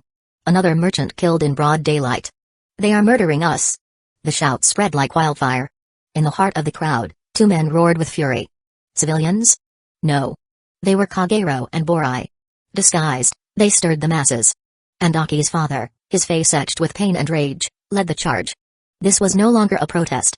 It was the beginning of a rebellion. The shadows of dusk stretched long over Hidden Clouds Village's command tents. The wind carried the acrid scent of the sea and the dust kicked up by the hurried footsteps of shinobi. Noriaki watched the city from above. His face was unreadable. But his eyes were sharp. Then, a ninja burst into the tent, breathless. "Noriaki-san. The villagers are revolting." Silence fell like a blade. Noriaki slowly lifted his gaze. "Explain." "One of our men killed another merchant in front of everyone. And now, the city is in chaos." Noriaki remained still. A merchant? An ordinary man, yet the people were revolting for him? A trap. Whoever had orchestrated this was forcing his hand. Noriaki immediately understood he couldn't wait. He had to act. Accompanied by 10 ninja, Noriaki marched through the village streets. The villagers watched him with hatred. "You are no longer welcome here." In the main square, a crowd awaited him. Merchants, fishermen, mothers with their children. Among them, an elderly man stepped forward. "Enough!" he shouted. The people moved with him. "For too long, you have treated us like filth." A murmur of approval rippled through the crowd. Noriaki studied them, emotionless. "Who told you these things?" he asked, his voice calm, neutral. The old man clenched his fists. "We don't need anyone to tell us what we can see with our own eyes." The air crackled with tension. Then, it happened. Boom. An explosion shook the square. Smoke billowed into the air, a few moments later, the clash of blades rang out across the square. Smoke from explosions choked the streets, while screams of fear mixed with shouts of rage. Aki's father gripped his son's hand tightly, desperately searching for an escape route. But a Hidden Clouds village ninja moved swiftly, his eyes locked onto him. He had identified the man who had led the uprising. And now, he was going to eliminate him. The blade came down with force. Clang. A sharp impact stopped the lethal strike midair. The Hidden Clouds village ninja's eyes widened. He shifted his gaze to the figure who had blocked his sword. Emerging from the smoke and chaos, Shujiki had appeared. His arm outstretched, his blade holding back the mortal blow with inhuman strength. Not here. His voice was calm. Cold. But his eyes burned with ferocious intelligence. The ninja tried to withdraw his sword, but he never had the chance to react. Shujiki twisted his wrist, smoothly deflecting the attack, then struck the ninja with a powerful kick to the chest. The Hidden Clouds village soldier flew backward, crashing onto the dusty ground. But as the ninja's body hit the dirt, another Hidden Clouds village warrior lunged at Aki. Blade raised. One strike. A lethal attack. Aki didn't have time to react. Degrees, a golden light, a golden glow exploded from Aki's chest. The Hidden Clouds village ninja was thrown backward, his eyes widening in shock as his body was blasted away by an invisible force. On the ground, split in two, lay the talisman Borai had given him. Aki trembled, unable to comprehend. The crowd saw everything. And now, this was no longer a rebellion. It was war. At the heart of the chaos, Noriyuki watched everything unfold. His cold gaze slowly settled on Shujiki. Their eyes met. A single moment. An instant that froze time. Then, Aki's father grabbed Shujiki's arm, panting. Thank you. Thank you for saving me. Shujiki never broke eye contact with Noriyuki, but his voice was clear. Fortune favors the bold. He barely turned his head, his gaze glacial. Now go. Don't let your son grow up without a father. Aki's father nodded sharply, dragging his son away from the battle. Noriyuki never lowered his sword, there was no longer any doubt. This wasn't the real Shujiki. Have you become a good Samaritan, Shujiki? His voice dripped with venom. He took a slow step forward, his piercing eyes drilling into his opponent's face. But tell me, Shujiki. He let the words hang in the air, taunting. If you've copied his face, have you copied his strength as well? Because if you have, a smirk played at Noriyuki's lips. Then you must be just as weak as he was. Borai, disguised as Shujiki, smiled. A slow, disdainful smile. I can't understand how I ever entrusted a mission like this to a ninja as foolish as you. The battle was about to begin. And this time, there would be no more deceptions. Chapter 166, Thunder and Storm. The smoke of battle coiled through the square, the clashing of weapons and the cries of the villagers blending into the chaos.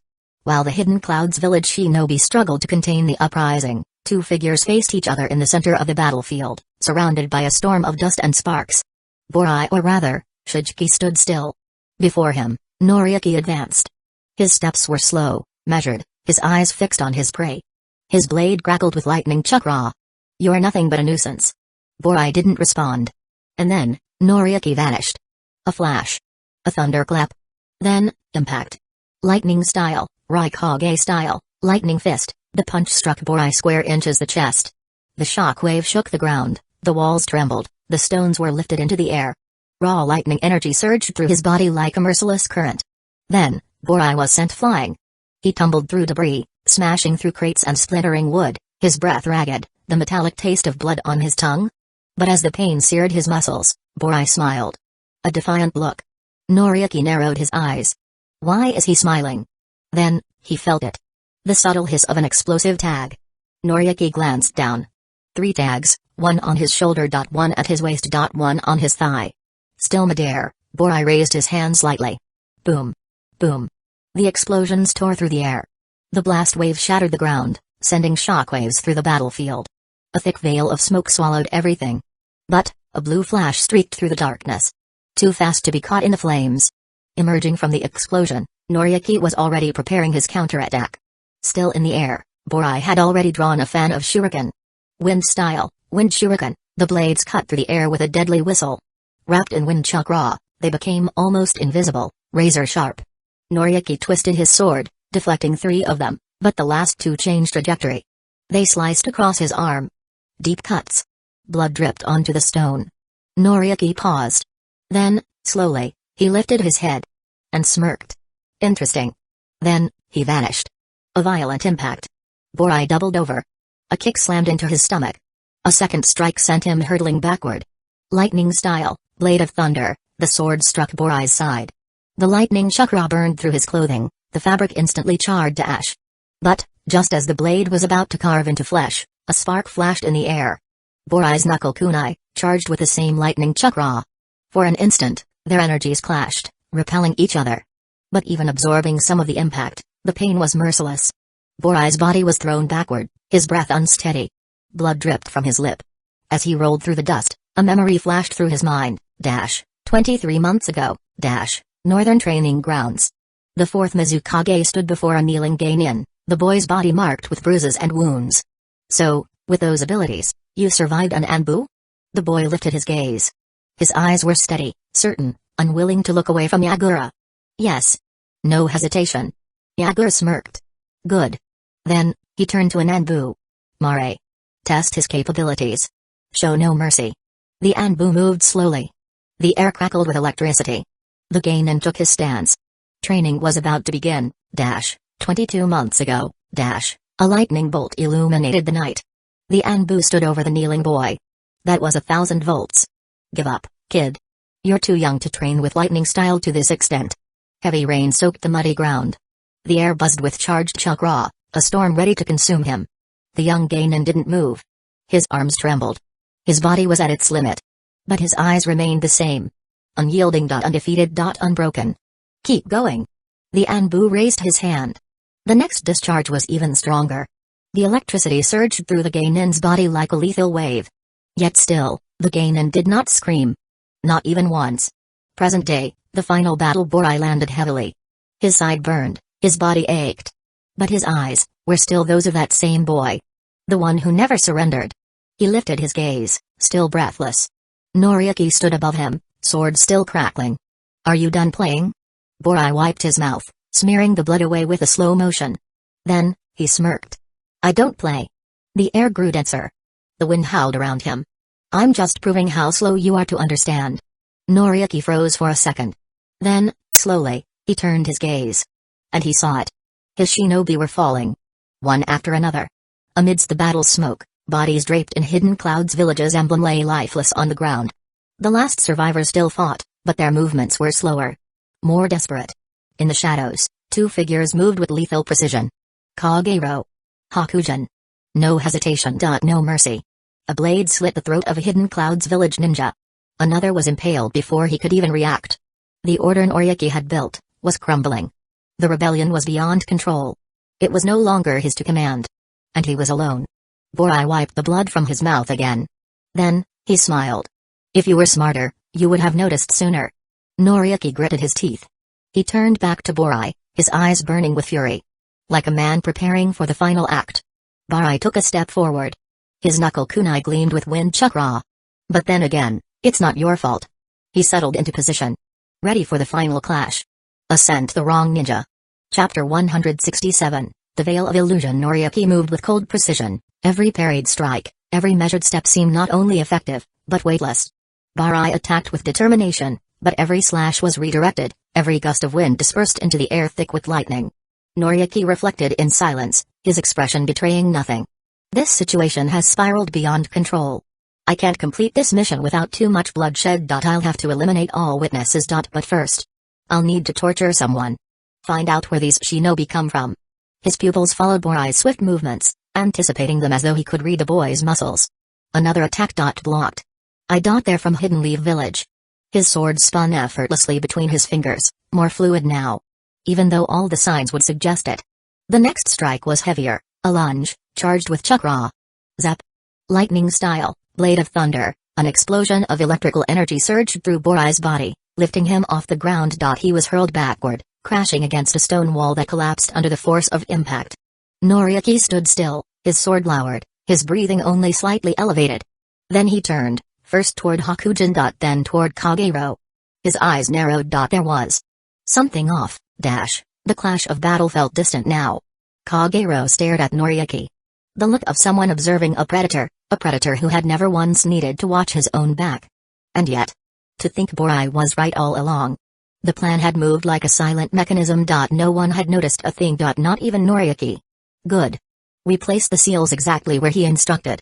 The day before. The inside of the hut was lit only by the flickering glow of a candle. Barai sat composed, eyes fixed on a map of the village. His tone was calm, yet firm.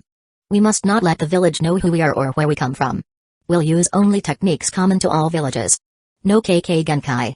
Kagero crossed his arms. But that way we'll never beat Noriaki. Borai looked up, his expression impassive. We won't defeat him anyway if we don't eliminate the other shinobi first. With an open hand, he traced a line across the map, marking the central square. I'll keep him busy. In the confusion, and with the element of surprise, you'll take them all out. Silently. Kagero hesitated. Are you sure you can stall him for that long? Hakujin's voice broke the silence. Even if we kill all the other shinobi. Once it's time to face Noriaki, all three of us together. Won't we have to use everything we've got? Won't the villagers figure it out? Borai didn't answer. He stood. He unrolled a sealed scroll and pulled out 4 smaller scrolls. He tossed 2 of them to Kagero and Hakujin. Once you've wiped them out, form a perimeter with these. 1 in each corner. Then, he showed how to activate the symbol with the palm of his hand. Once activated, no one outside will be able to see what's happening inside. In that moment, the air in the room changed. The plan had begun. Return to the present. Kagero brushed his hand against the inner pocket of his robe. He could feel the weight of the scroll. He could also feel certainty. We're exactly where he predicted we'd be. Noriaki had sensed the shift. His eyes were no longer just cold. They were wary. Kagero moved his foot slightly. A signal. Hakujin caught it. The second phase of the plan was ready to begin. Barai saw the signal. It was time. To any outsider watching the square, it would have seemed like nothing remained but rubble and ruin. Of the 4 ninja, there was no trace. Noriaki looked up at the 3. His gaze showed no tension, only a cold, calculated determination. Once I'm done with you. His voice dropped, like the whisper before a storm. I'll raze this village to the ground. Every home. Every face. Every word. But first, I'll rip every last piece of information from your bones. With a swift motion, he activated the seals tattooed along his body. A new surge of energy erupted around him. Lightning slithered across his arms. His entire figure trembled like an afterimage, as if his body had become a shadow tethered by light. An instant later, he was gone. He appeared before Hakujin, silent as death. His hand clamped around Hakujin's throat with brutal force, lifting him off the ground. Kagero moved on instinct, his hand already forming seals, but it was too late. Noriaki was already twisting Hakujin's neck, a savage grin stretching across his face. Crack, no. The sound never came. Hakujin's body began to liquefy, melting through Noriaki's fingers like fog under sunlight. A second later, he reformed several meters away, brushing off his shoulders with a grin. Hey. You almost had me. Noriaki's eyes widened, just for a moment, surprised. Hazuki. In that instant, the figure of Shichiki dissolved. In his place stood a boy barely older than a teenager, wearing a Nanbu mask, with blue eyes sharp as freshly forged steel. Barai. Noriaki observed the scene with a twisted smile, lightning still crackling around his fingers. So you're from Hidden Mist Village. A harsh laugh escaped his throat. Ahahaha. Good. At least now I don't have to worry about Hidden Lee Village retaliating. But Borai spoke. His voice was clear and gutting. You're wrong. He stepped forward. His eyes were no longer those of an infiltrator.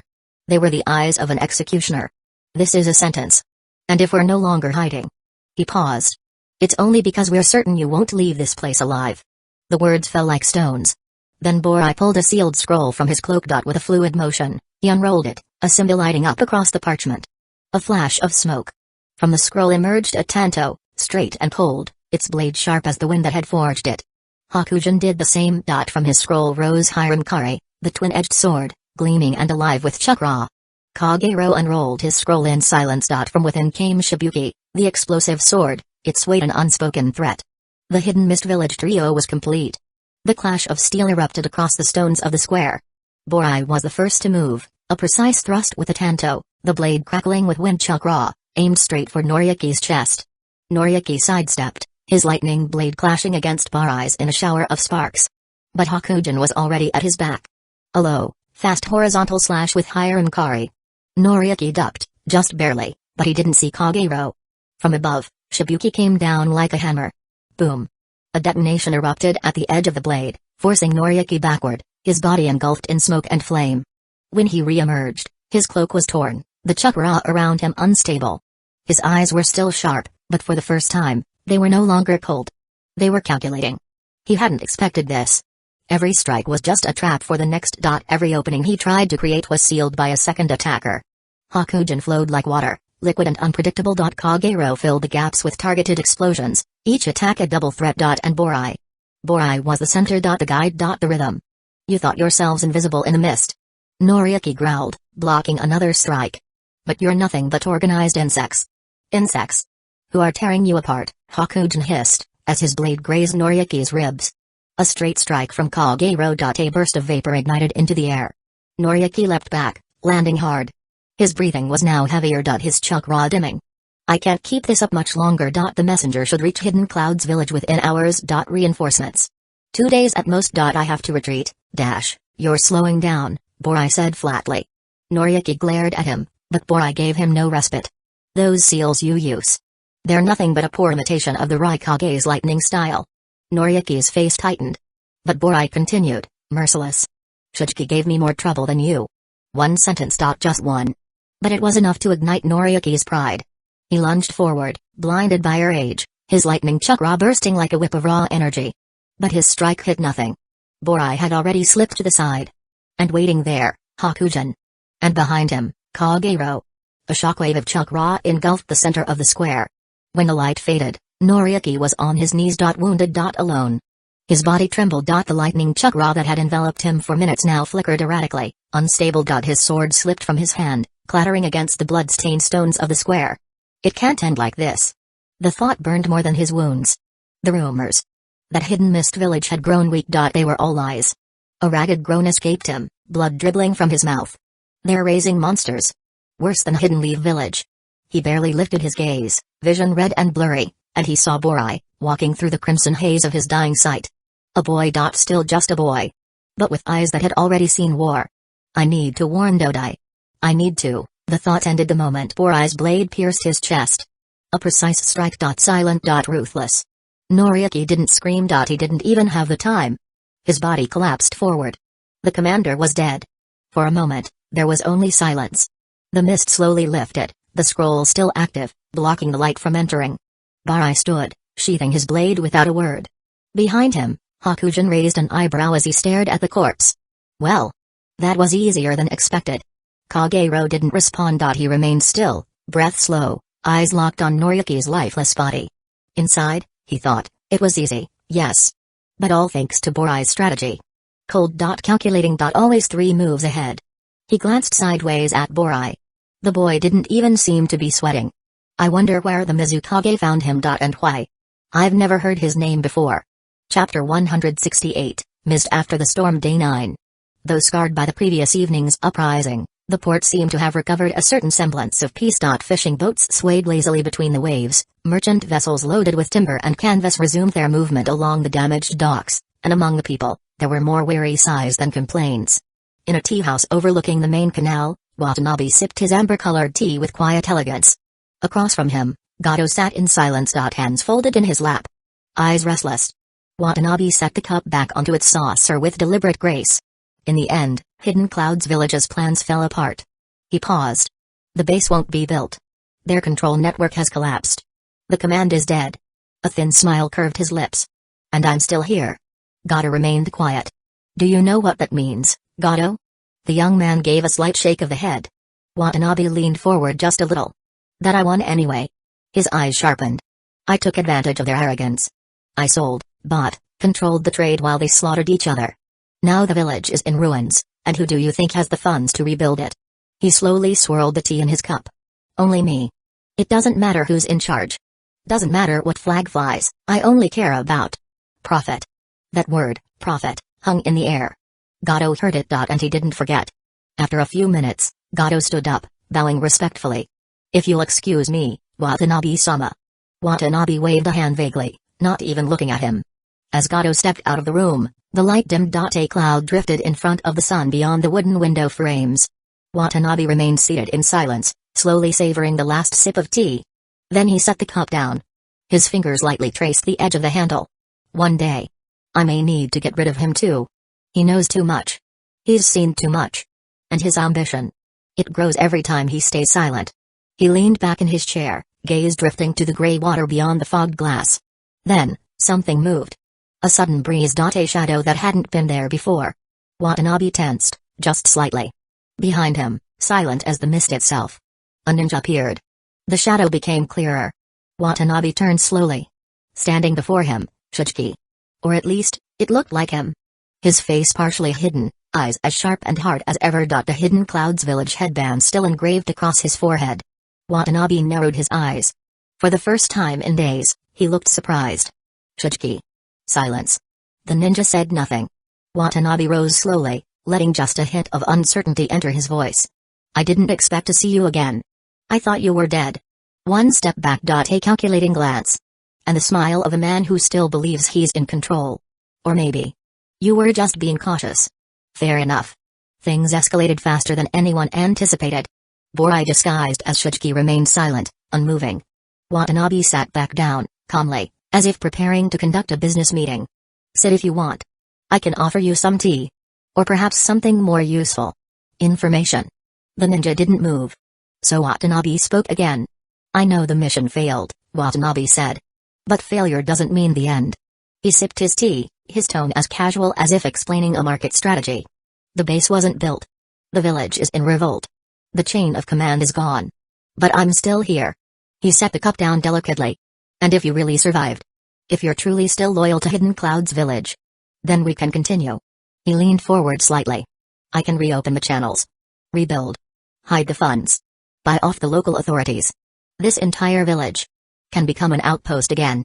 A smile. Confident. Unbothered. Hidden Clouds Village stands to gain. And so do I. Borai didn't respond right away. He stared. As if he were listening. Memorizing. Watanabe misread the silence. I knew you were one of the few worth talking to. The ninja turned slightly, as if about to leave. Ah. Already getting to work? I knew it. Watanabe raised his cup. To our agreement. But he never got the chance to drink. The world began to tremble. Or rather, to bend. The edges of his vision constricted, his breath grew short. A metallic taste filled his mouth. Then, silence. Watanabe didn't understand at first. He only felt a strange warmth in his neck. And then the world turned upside down. Literally. The cup slipped from his hand. The world tilted. And finally, his head hit the table. No sound. No scream. No witnesses. Borai was already gone. The village alleys were still littered with rubble and sunlight struggled to pierce through the makeshift scaffolding and torn tarps, while a handful of citizens tried to bring some order to the places where only chaos had ruled hours before. Among the people, a figure walked slowly. Unhurried. Head down, but gaze alert. Gato. His face betrayed no emotion. But his eyes watched. Learned. High above, a silhouette stood on the slanted edge of a damaged rooftop. Still. Silent. Hood drawn over his head. Borai. He had been observing Gato for several minutes, without moving. Between the two, the distance was short. But the time was not yet right. For now. Your time hasn't come. The thought passed through Borai like an internal whisper, sharper than a blade. Then, in the blink of an eye, his body vanished. No sound. No trace. Only a faint gust of wind that stirred the dust beside Gato, who remained unaware. The Hidden Clouds Village camp was now abandoned. Tattered tents flapped wearily in the wind. The banners had been cut down or burned. Among the ashes and overturned crates, Kagero and Hakujin moved in silence, like shadows weaving through the remains of a defeat. Scrolls, maps, incomplete seals. Nothing that could change the outcome of the battle. But enough to leave a trail. Kagero knelt beside a damaged container, pulling out 2 sealed scrolls. Hakujin, a few steps away, rummaged through the tents, whistling to himself in that cheerful tone that always felt slightly out of place. But then the silence thickened. Kagero broke it. Which clan do you think Borai belongs to? Hakujin turned with a surprised, almost amused expression. No idea. He shrugged. And honestly, I don't really care. Kagero raised an eyebrow. Really? You're not curious? Hakujin stopped. For a moment, his expression turned serious. To me, only 2 things matters. He turned fully, the wind lifting his white hair ever so slightly. That he is loyal to the Mizukage. And that he's strong. Few words. Delivered in a flat, steady voice. But to Kagero, the tone didn't go unnoticed. There was something different about him. Something that broke the mask of the jester, the reckless free spirit. Every time he spoke of the Mizukage, The smile vanished. The voice changed. His posture hardened. It was like glimpsing another person beneath the surface. Kagero went back to gathering the last scrolls, but his thoughts remained there, floating on the image of his comrade's serious face. Borai should be arriving any minute now. Kagero's voice drifted through the shredded tents of the encampment, as the sun dipped below the horizon, casting red light across the bones of the battlefield. But Borai wasn't headed there. The warehouse was isolated, on the outskirts of the port. From the outside, it looked abandoned, just a rotting storage shed with warped beams and a salt-stained roof. But the inside was different. Every wall was covered with concealment seals, drawn by hand and interwoven with chakra to block sound, sensors, and tracking. In the center of the vacant space, Borai moved slowly. He unrolled 2 sealed scrolls and placed them carefully at the center of the room. With a controlled motion, he infused them with chakra. Puff! A cloud of white smoke dispersed. The bodies of Noriaki and Shijiki lay still, perfectly preserved. Eyes closed. Faces frozen in the tension of their final moments.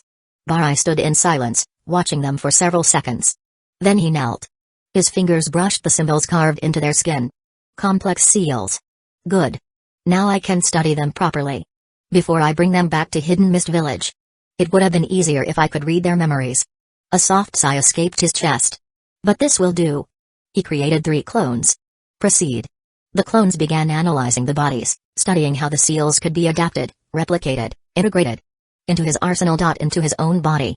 Outside the warehouse, the mist remained still. Unmoving. Complicit. And Borai, alone among corpses and seals, did not stop. Chapter 169, Beyond the Mist. Present, the Mizukage's chamber. The crackling of folded paper echoed through the room. The 4th Mizukage, Yagura, slowly closed the file in his hands, his slender fingers brushing against the wax seal bearing the mist's emblem.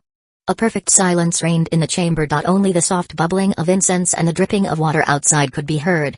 Before him, Hakujin stood motionless, mask at his side, eyes straight ahead. Yagura looked up. Good. His tone was calm, as if commenting on a fishing report. I didn't expect the mission to be reclassified at that level. He paused. Hidden Clouds Village. A faint smile curled across his face. A subtle expression, hard to read, but within it, there was something calculated.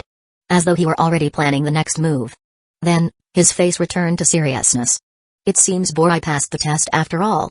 He shut the report with finality, letting it slide onto the table like a seal placed upon destiny. Despite the mission becoming more difficult. His voice lowered slightly. More interesting. Then, he looked at Hakujin directly. I want your personal opinion. A pause. The air seemed to still for an instant.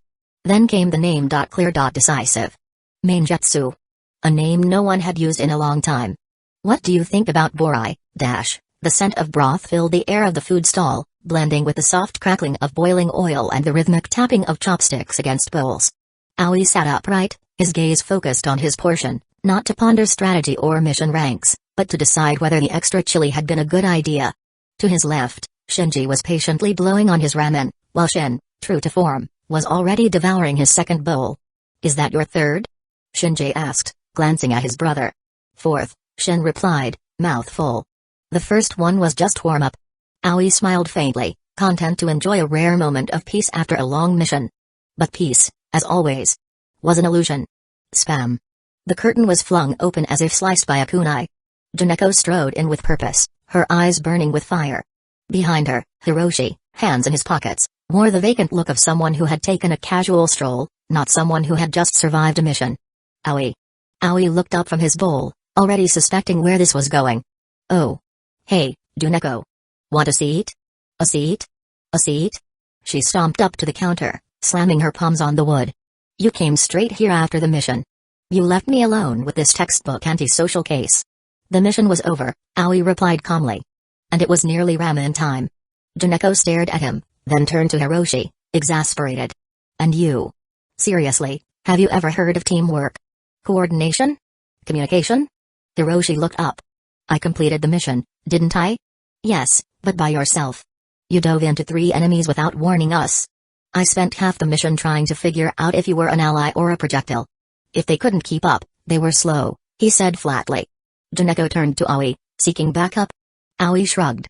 To be fair, he was pretty effective. Ugh. You never take my side. Shinji tried to step in. Come on, Juneko, maybe Hiroshi's just not very verbal. He's as quiet as a blank scroll. Shin raised a hand, mouth full. I sighed with the ramen. Thanks, Shin. Juneko muttered. Eventually, she sat down on a stool with a resigned sigh. One ramen, please, Kenji. Large. Extra spicy. The cook nodded, already reaching for the pot. Juneko shook her head. And next time, Aoi. I want you by my side. Not drooling over broth at the counter. Aoi looked back down at his bowl. I'll do my best. They all laughed, even Juneko, though through gritted teeth. For that moment, at least, there were no mysteries to solve, no villages to save, no schemes to unravel.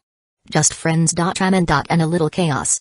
Then the laughter faded. The bowls, now empty, trembled slightly in the evening wind. For a few moments, no one spoke. Only the quiet clatter of Shin's chopsticks, which he let fall and catch between his fingers, lost in thought. Then Shinji broke the silence.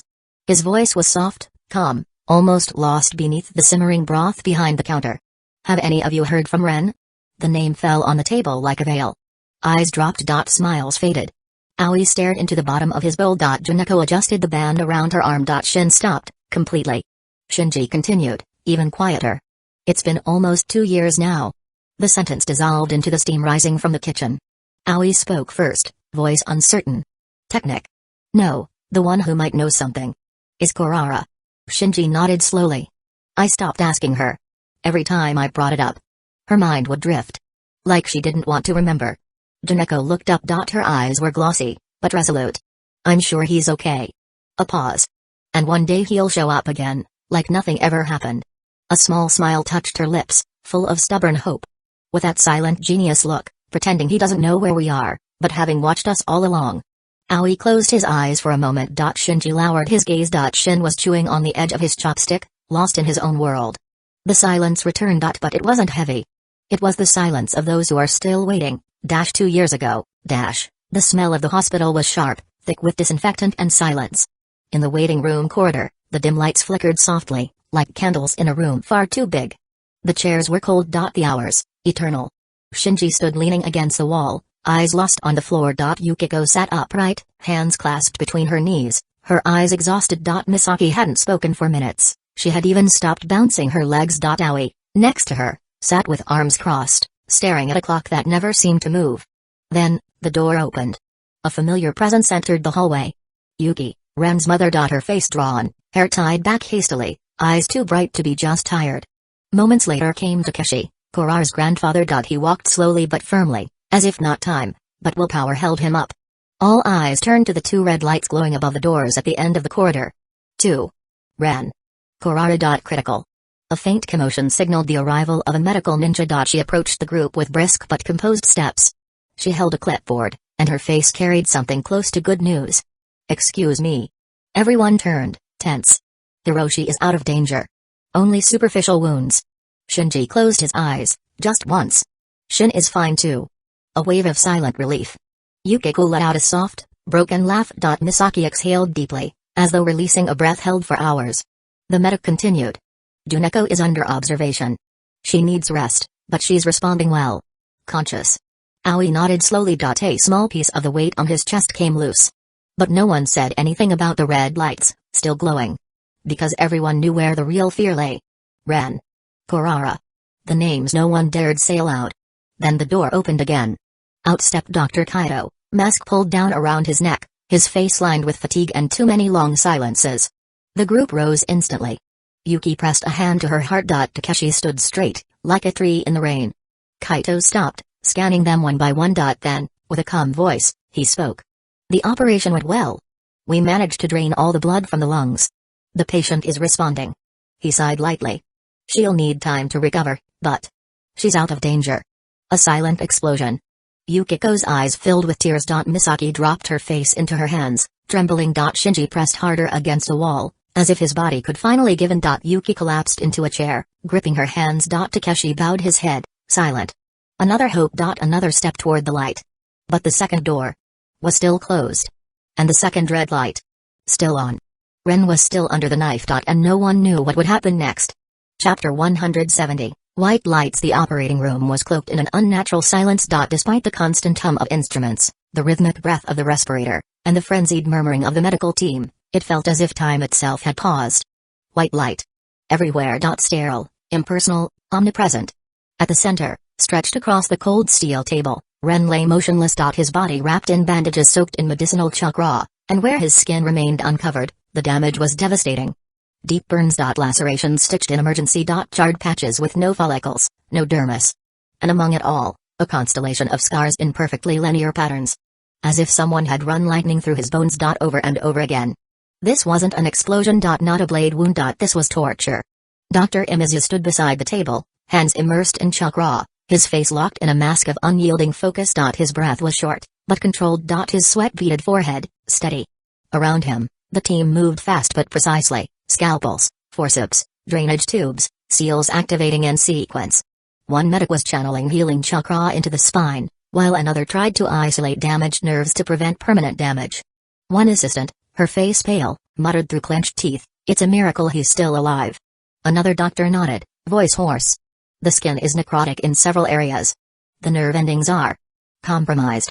He scanned the data on a chakra-infused medical panel. The central nervous system took multiple direct shocks. But his heartbeat is still steady. Still strong. He paused.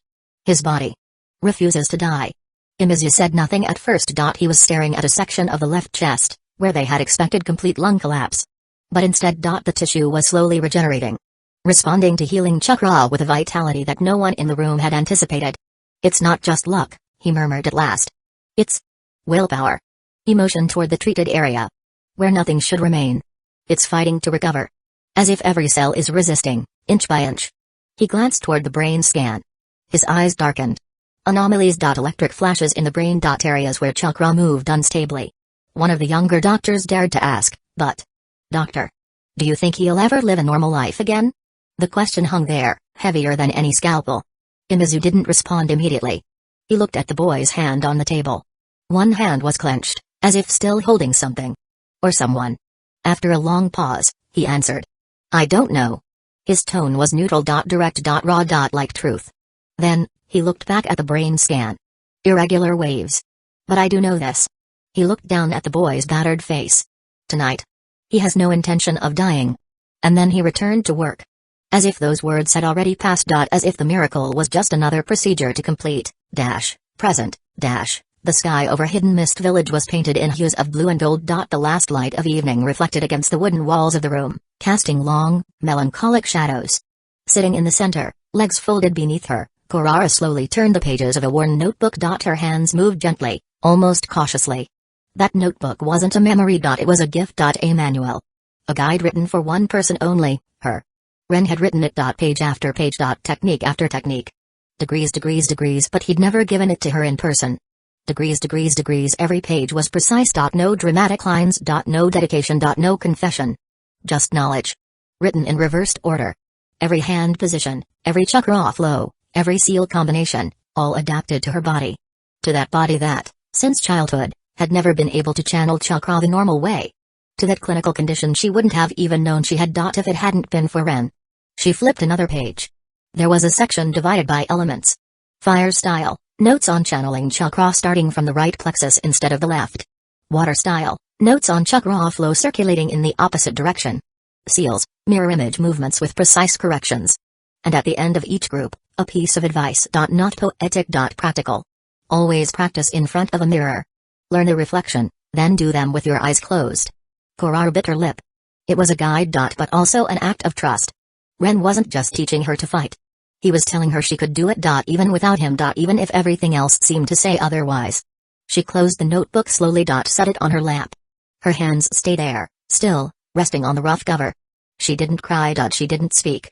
But in her heart, one question echoed like a bell. Where are you, Ren? The room was dark. The only source of light came from a frosted window, slashed by thin beams of moonlight.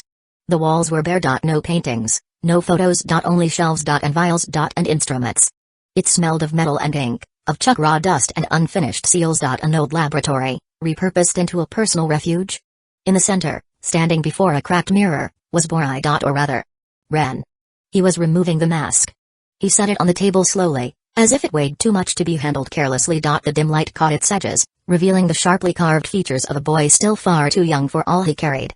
His eyes were steady. Too steady. With slow movements, he began to unfasten his uniform.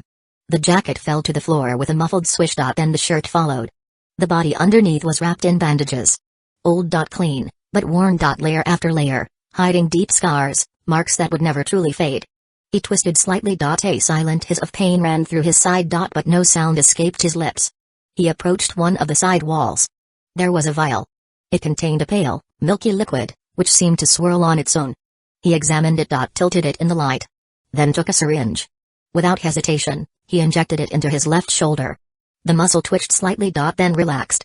On the table next to the vial, there were handwritten notes. Annotations on chakra, conductivity, regeneration. Another notebook, but this one was his alone. On one of the pages, circled 3 times, do not exceed dosage. Once every 72 hours. Barai sat down on the stool. His hands still gloved. His gaze resting on the mask across the table. He stayed there. In silence. For long minutes. Then he closed his eyes. And in that moment, he was not a shinobi. Not an anbu. Not a weapon. He was just a boy, alone, sitting in the dark, trying to remember who he had once been. Chapter 171, The Echo of Byakuren, Part 1. 2 weeks had passed since the last mission. The sky above Hidden Mist Village was leaden, yet no rain fell. The air was heavy with humidity, and the ground slick and soft beneath the sandals of the 4 young shinobi heading east toward the village of Minakasa, beyond the Mizoashi swamp. The path was narrow, twisted, and the broken branches along the way seemed to whisper stories of their own. Kurara walked at the front, her face more relaxed than usual, but her gaze remained sharp. Behind her, Shin, straight as a spear, watched every movement around them, while Shinji dragged his feet with a bored expression, hands behind his head. Whose brilliant idea was it to send us out again so soon after the last mission? 2 weeks isn't recovery, it's a lunch break, Shinji grumbled. Suiren, walking beside him, smiled without turning her head. You could at least thank the Mizukage for the trust, Shinji-kun. I'd prefer a hot bowl of ramen. Maybe 2. Quit whining, Shin replied without changing tone. We've been assigned a C-rank mission, not a stroll in the park. Yeah, escorting some old cartographer and his maps. Riveting. Kurara turned slightly, curious. But why now? Why does a cartographer need protection? Suiren didn't respond right away. Her eyes half-lidded, her mind distant. The village of Minakasa is close to the old sacred swamp. They say there's been unusual activity lately. Maybe bandits, maybe something else. But the mission is simple, escort Natsui from Minakasa to the western border, where a team of Jonin will take over. And what's a cartographer doing in a place this remote? Shin asked, suspicious. Suiren shrugged. He charts ancient maps of the land of water. Some say his work is so precise it's considered historical. Shinji yawned. Maps. Wow. What an adventure. The path narrowed with each step. Jutting roots, dry branches, invisible insects whispering in the silence of the swamp. Wooden planks creaked under the team Suiren's steps, suspended above still water that mirrored the sky. The village of Mizuba appeared before them like a memory suspended in time. Homes built on stilts, dark wood, moss-covered sloped roofs. Small bridges connected the buildings, creaking, damp. The air smelled of mold and fermented rice. No sounds but the wind rustling through reeds and the distant cry of an animal. A figure waited at the edge of the dock. Welcome to Mizuba. The man wore a gray hood, his back slightly hunched, his voice slow, almost melodic. My name is Gilro, I am the village caretaker. Kurara leaned forward slightly, observing the few villagers peeking from behind their shutters. Cautious eyes. Distrustful gazes. No greetings. No smiles. A subtle chill that had nothing to do with temperature.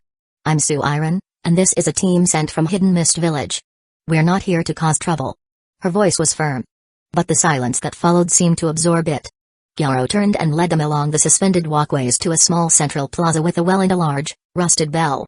Kurara moved closer to Shin, who walked with steady steps and eyes fixed ahead. Have you ever heard of Mizuba or the Mizoashi swamp? Shin didn't look at her, but replied. Very little. In my clan's records, it's mentioned. Once a sacred place used by early explorers. But nothing specific. Many pages. Missing. Kurara nodded slightly. Behind them, Shinji scratched his head tiredly.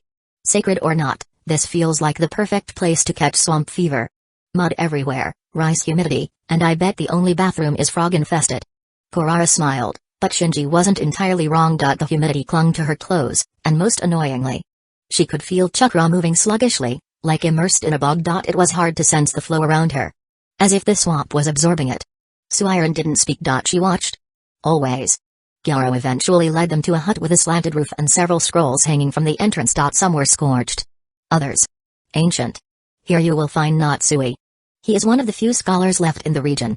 Inside, the air smelled of ink and old paper. A lantern swayed above a table covered in maps. A man with long hair tied in a loose ponytail turned and smiled, giving a small bow.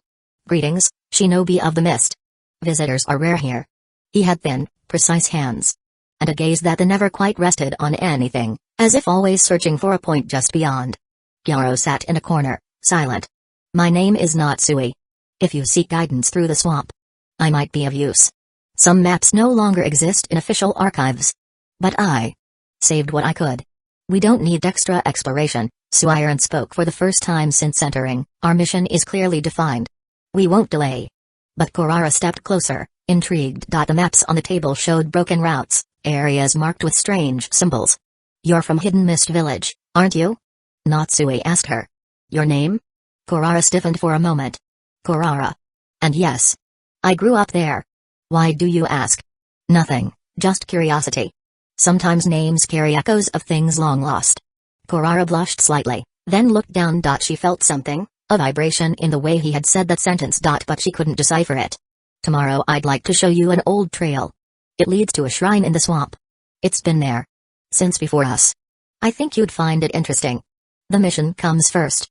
Suiron cut the proposal like a blade. Natsui smiled. He didn't insist. Outside, the sunlight had faded. The fog settled thick like a burial shroud. Seated on a step, Gyaro slowly sharpened a small knife, his gaze lost in the distance. Every so often he looked toward the hut. Suiron stood under the porch, arms crossed, breath calm. She watched the dark waters lapping against the village foundations. This mission. Something about it doesn't add up. The night slipped away like the mist covering the docks, and a new day, identical to the last, rose over the swamp village. In the small quarters assigned to Team Suiron, the constant drip of water from rooftops seemed to tick off time. Frozen. No one truly slept. The sound of frogs, of insects, and that slight tension clinging to the skin like humidity, kept any real rest at bay. Shinji stretched with an exaggerated yawn. 2 weeks off, and now we're back in the mosquito capital. Well done, us. Kurara, already up, fastened her arm guard. It's still a C-rank mission. Yeah, but soon it'll be Z-rank just for surviving the climate, Shinji muttered, scratching his neck. If another leech bites me, I'm switching villages. Shin was getting ready in silence. As usual. But this time, his brows were slightly furrowed. Suiron entered the room with a firm step. We leave in 10 minutes. Gyaro is waiting at the pier. Kurara moved closer to Shin while packing her gear. You're the well-informed one. Know anything about this village? Shin paused a second, thoughtful. Only brief mentions. Some clan records talk about ancient trade routes that passed through here. But then everything stopped. No notes on why. Nothing suspicious? Kurara pressed. Shin shrugged. Depends on what you call suspicious. This place feels like it forgot itself. The group set off again, following Natsui, who awaited them at the dock alongside Gyaro. The path took them out of the village center, along narrow walkways built over stagnant water. Moss-covered logs, giant ferns, and a thick veil of mist that never fully lifted surrounded them. We're heading north, Natsui explained. An old path that once led to a now abandoned settlement. There might still be some useful traces for your map. Kurara walked beside Shinji, who was mumbling to himself. Abandoned settlement. Classic. Let me guess, crumbling houses, creepy noises, collapsing roofs. If a roof falls, I'm pushing you in first, Shin replied without even turning. Kurara chuckled quietly. Didn't take you for the scared type, Shin. He scoffed. I don't have time to be scared. Too many things to keep under control. Like. You guys, he said seriously, though for a brief moment, a smile escaped him. Farther ahead, Natsui turned to Suiron. I made a slight detour. There's something I'd like to show you along the way. Suiron eyed him for a moment. What matters is that we stay on schedule. We can't afford useless delays. I understand, Natsui nodded. But I think it might be useful. Or, at least interesting. No one responded. They kept walking. Behind them, Gyaro brought up the rear. His steps were slow, measured. From time to time, he turned to look back at the path they had come from. And lowered his gaze to the knife at his belt. He didn't touch it. Not yet. The sun hadn't been visible for hours, and yet the day was already advanced. The swamp gradually opened before them, revealing a small plateau of firmer land, where the ruins of old wooden structures rose from the mud. Kurara approached one of the buildings, examining the blackened remains of a stone support beam. They look ancient. But no visible seals. Just remnants of dwellings, Natsui cut in. Maybe there were markings, but time erased them. Shinji sat on a rotting crate. Only thing they want to erase here are our footprints, the second we step too far. Kurara looked at him, then let it slide. The day kept slipping by, but the mystery of Mizuba remained unmoved. No ancient chakra, no strange presence. Only humidity, long silences. And shadows that moved just slow enough not to be noticed. And in the fog, Kyoto kept watching. Chapter 172, The Echo of Byakuren, Part 2. The sun had been hidden for hours, suffocated by a milky shroud that covered the sky and the swamp. Mist. Again. The humidity made every step slower, thoughts stickier, skin more irritated. The wooden planks creaked beneath Team Suiron's feet as they advanced along the semi-submerged pier. The acrid stench of muck and rotting algae was stronger than ever. It's right here, announced Natsui, stopping before a small stone rise hidden beneath the vegetation. According to my maps, this is one of the places where experiments took place. Ancient sealing tests, ages ago. Even before the first ninja war. The altar was rough, covered in moss and lichen, cracked by time but still intact. A small circular platform, with stones aligned to form a barely perceptible pattern. Kurara knelt. Her gaze fell on a line carved into the ground, hidden beneath layers of earth and roots. It was symmetrical. Precise. A geometric figure that resembled a seal. She placed 2 fingers on the ground. The chakra in that area felt ordered, but not regular. As if something ancient was sleeping beneath layers of mud and silence. But it was only an impression. Nothing more. Behind her, Suiron stood still. Her face calm, but her eyes locked on the altar. Clean. Too clean. The moss seemed to grow uniformly, but here and there were signs of recent passage, faint footprints, broken wood remnants, a carefully moved stone. Nothing obvious. But enough to raise a doubt. Farther off, Shinji scratched his neck, then crouched to pick up a broken stone. He turned it between his fingers, saying nothing. This place reeks of hidden passages. He thought. He didn't say it. He, too, had learned to recognize the important silences. Gyaro observed them silently from 10 paces away. He seemed curious, but there was tension in his body, a stiffness in his shoulders that hadn't been there before. Kurara glanced back and caught his gaze. Gyaro smiled. A hollow smile. One that didn't reach the eyes. Natsui stepped forward slowly, hands clasped behind his back. This area doesn't appear on any of the more recent maps, he said in a low, almost reverent voice. It's as if it was deliberately erased. His attention shifted to Kurara. But this time, his eyes lingered a second too long. Kurara noticed and looked away. The wind stirred the reed slightly. Then it happened. A rustle in the tall grass. A bird exploded into flight, flapping its wings wildly as it fled through broken branches. Kurara stepped back. Shen reached for his sheath. Suiron raised her gaze toward the source of the noise. Gyaro didn't move. For a moment, no one spoke. Then calm returned. Only wind and mist. But the air had changed. And tension crept in like an invisible seal. The group had scattered around the altar. Suiron had moved a few steps away, kneeling beside a flat stone on which she had spread out a partially open map. Her gaze moved quickly between the traced lines and the surrounding landscape, as if searching for something that didn't quite match. Kurara had remained near the circle carved into the stone. She stared at it in silence, but her mind was elsewhere. "Hey," said a voice beside her. It was Shinji. Hands in his pockets, a tired look on his face, eyebrows raised with his usual "what a bother" expression. "Doesn't all this feel a little off to you?" Kurara looked at him for a moment. Then lowered her gaze again toward the stone. "What do you mean?" Shinji turned slightly, as if to make sure no one was really listening, though he knew it was pointless. "I'm talking about that guy. Kyoro. Too quiet. Too invisible. And Natsui. A scholar who already seems to know exactly where we're going?" Kurara didn't answer right away. But something stirred inside her. She felt the same thing. Kurara clenched her jaw. The thoughts began to connect. Natsui and his odd interest in her. The seemingly casual questions. Those looks that always seemed to be searching for something in her eyes. Gyaro and his way of lingering in the background, always present. Never truly part of the group, but never quite a stranger either. Shin, farther off, had stopped near a twisted little tree, scorched long ago by lightning. He was observing the area without moving, without speaking. But he had heard everything. And now and then, his eyes drifted to Kyoro with an analytical glint, as if waiting. Kurara took a step back. Then another. She slowly turned and walked lightly toward Natsui, who was kneeling beside the edge of the murky pond. "You said you've been studying the area's maps for years, right?" she asked with a neutral but attentive tone. Natsui turned. His face was calm, his smile gentle. "Yes, since I was a boy. I found ancient scrolls. Many destroyed, but some still legible."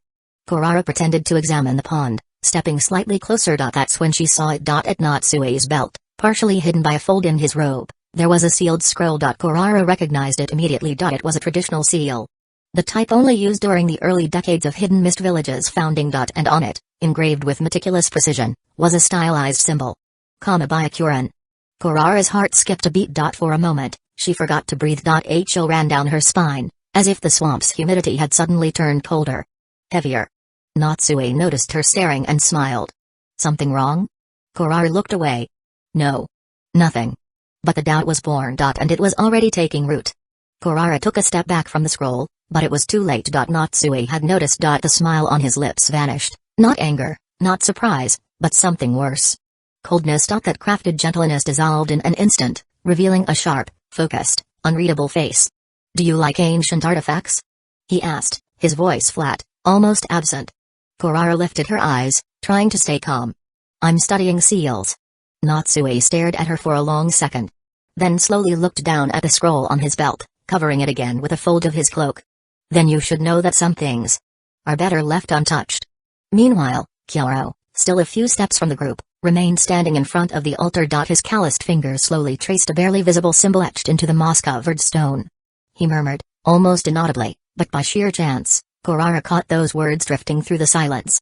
Sometimes, to birth a new order, you have to dig through the corpses of the past. Kurara turned sharply. Kyoto's robes fluttered slightly in the humid breeze. His gaze was lost in the void, like he was reciting a dogma. No one spoke. The mist thickened. Silent. Inexorable. Shapes began to blur. The outlines of the trees faded, as if the world was dissolving into a fever dream. Then, something moved among the branches. A rustle. A shadow. A figure. Tall. Hooded. Motionless, barely visible through the mist. Shin, who had remained nearby, turned slowly, his eyes sharp as blades. His hand moved instinctively to his holster. Suira took a step forward, eyes locked on the milky white void before her. Something's not right. Kurara felt the chakra around her tremble, just a little. Like a taut thread on the verge of snapping. Her breath shortened. We're being followed. Shinji approached cautiously. And maybe we're not the first ones to make it here. The figure in the mist didn't move. But now it was clear, it wasn't alone. Anbu headquarter, the Anbu training field was wrapped in silence, broken only by the sharp cracks of impact. Shibuki cut through the air once more, triggering a small detonation that shook the ground beneath Barai's feet. The boy paused, breathing deeply behind his mask. A few steps away, Kagero loosened his grip on Hiram Kari and allowed himself a relaxed, almost amused expression. Well? He asked, resting the blade on his shoulder. How does it feel, wielding Shibuki? Borai remained still for a moment. Then he planted the blade into the ground, upright. Natural. Only one word. Spoken calmly, voice muffled by the mask. Enough. Kagero gave a low whistle. Not bad. You're not on Hakujin's level yet, but for it being just a week, you're going way beyond expectations. The silence that followed was thick with meaning. Clouds drifted slowly above them. The smell of explosive residues still hung in the air from earlier tests. Then, fast footsteps echoed along the wooden perimeter. From the shadows emerged Moray. Tall hood, darkened Anbu mask, as always. Mission, he said, no preamble. The two turned in perfect sync. Borai arose, gripping the sword. No questions. No hesitation. Moray gave a slight nod. Beyond the border. Classified operation. They're waiting for you in the strategy hall. Kagero shrugged. Back together again, huh? Moray turned to leave. Then paused. Get ready. And vanished into the darkness of the corridor. Chapter 173, Suspended Memories. The room was bathed in dim light. Only a candle, placed at the center of a low table, cast flickering shadows across the rough stone walls. The flame shimmered across the masks of the three present Anbu, throwing restless reflections like phantoms. Barai sat upright. Motionless. Hands resting on his knees, his back straight. He didn't look like a boy, despite the young body. Behind the mask, no hurried breath, no sign of emotion. Just stillness. To his left, Kagero leaned slightly forward, gaze fixed on a still-rolled map. Calm. Silent. As if nothing could unsettle him. To Borai's right, a slender figure. Agile. Anbu mask concealing her face, dark amber hair tucked beneath her hood. Neither of them knew her, but something in the way she sat, relaxed, almost bored, suggested she was no rookie. Across from them, the senior Anbu finally moved. He unrolled the map slowly, letting the paper's rustle fill the silence. His gloved hand slid along the worn edges, then pointed to a precise spot. Coastal village. Southeast sector. Last sighting was 5 nights ago. His finger touched a section between 2 rocky ridges, not far from a dense, uninhabited forest. The sea lapped that stretch of land like a natural boundary. Remote. Isolated. Perfect for those who don't want to be found. When the merchants arrived, there was nothing. No trace. No sound. No bodies. The buildings were intact but lifeless. This isn't a simple disappearance. The atmosphere grew heavier. The woman next to Borai stirred. Not much, just enough to make her voice ring out clearly, decisively. If it's just a ghost village, I can handle it alone. Her tone was direct. Confident. Almost amused. As if the mission were little more than a distraction. Kagero glanced at her but said nothing. Borai didn't move. But in his mind, he was already analyzing her, relaxed posture, female voice, that particular hair color, subtle bravado. A name already floated in his thoughts, though not with complete certainty. The senior Anbu didn't react. He simply continued pointing to other locations on the map. The villagers might have been kidnapped, forcibly evacuated. Or maybe something made them flee. The truth is, we know nothing. That's when Kagero spoke, calm but firm. What exactly are we looking for? The Anbu raised his gaze. The candle's flame flickered slightly, as if it sensed the weight of the words that followed. Your mission is simple, investigate. If there's a threat, identify the source. And a pause. A breath. If you find a culprit, eliminate them. Without hesitation. Silence. The woman turned slightly toward Borai but didn't speak. Her gaze was hidden by the mask, but the weight of it was unmistakable. As if she were trying to size up her teammates based solely on how they breathed. Kagero stood, adjusting his cloak. When do we leave? The senior Anbu closed the map with a decisive motion. Immediately. Outside, the rain had begun to fall. Slow, rhythmic. The sound of footsteps on wet stone was all that remained after each of them left the room, one by one. First, the woman's shadow. Then Kagero. Lastly, Borai. Behind the mask, no emotion. Degrees night had fallen without warning. Among the twisted branches and sagging reeds, the makeshift camp of Team Suiran stood like a blurred reflection of civilization in the middle of nowhere. The chakra torches gave off a faint, trembling light, dissolving into the thick fog. The fire Shinji had lit burned lazily, fed by damp wood that crackled with effort. Shin, take first watch, Suiran ordered as she tied her travel cloak. The boy nodded silently, always composed, like he'd been carved from wood. Shinji peeked from beneath his blanket with an exaggerated sigh. And here I was dreaming of a dry tent and a feather pillow. But no, mist, mosquitoes, and night shifts. The noble art of the shinobi. Kurara chuckled softly, adjusting her sleeping bag with slow, uncertain hands, as if part of her mind was elsewhere. Suiran watched her for a moment, then looked away. No words. Soon, silence claimed the camp. Only the slow breathing of those asleep and the distant croaks of frogs echoed through the humid night. Kurara rose for her watch, draped her cloak around her, and picked up a small chakra torch, pacing in circles with quiet steps. The ground was soft, damp. The air heavy with the sense of rot, stagnant water, and moss. She walked silently, until she heard light footsteps behind her. She turned. Kyoro. He was there, just a few steps away. His face half hidden in shadow, his hood soaked with humidity. In his hands, something small. Forgive me, I didn't mean to startle you, he said quietly. Kurara tilted her head slightly. What are you doing awake? He showed a small sealed scroll. These. I believe they're yours. I found them near the spot where you stopped earlier this afternoon. Kurara took a breath, her gaze locked on the scroll. I didn't lose anything. Silence. Gyaro didn't react at first. For a moment, he almost seemed surprised. Then he bowed slightly. I see. Must have been a mistake.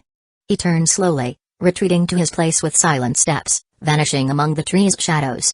Kurara stood still for another minute. The scroll was gone along with him. But she didn't care. That look. That line. She didn't like either of them.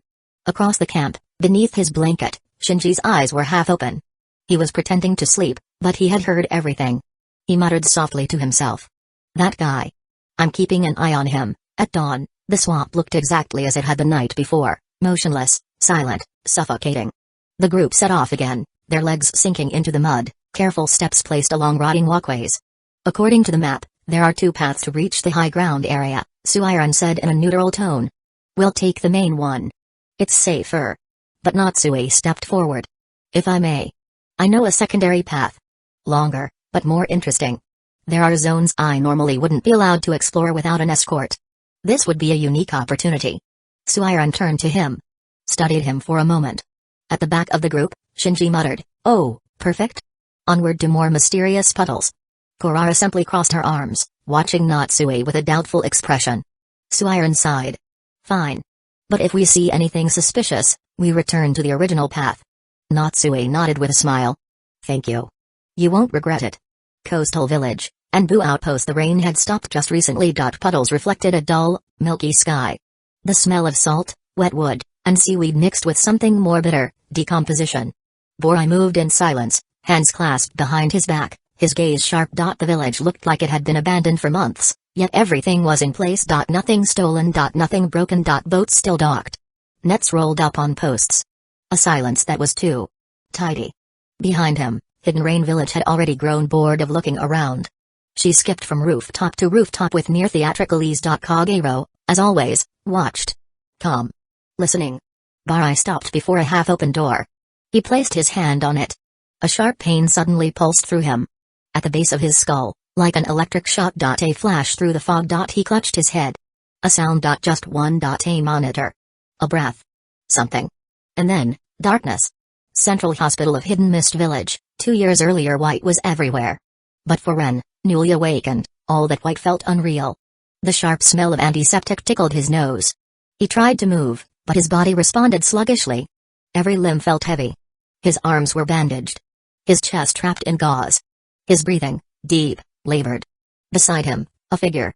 Dr. Imizu sat on a low stool. His hands rested on his knees. He had been watching Ren for a while. "Welcome back." Ren stared without speaking. His eyes just barely open. Dazed. Imizu leaned forward, picking up a clipboard. "Ren. You've suffered extensive trauma. Burns. Repeated electric shocks. 1 week ago, your heart stopped, twice.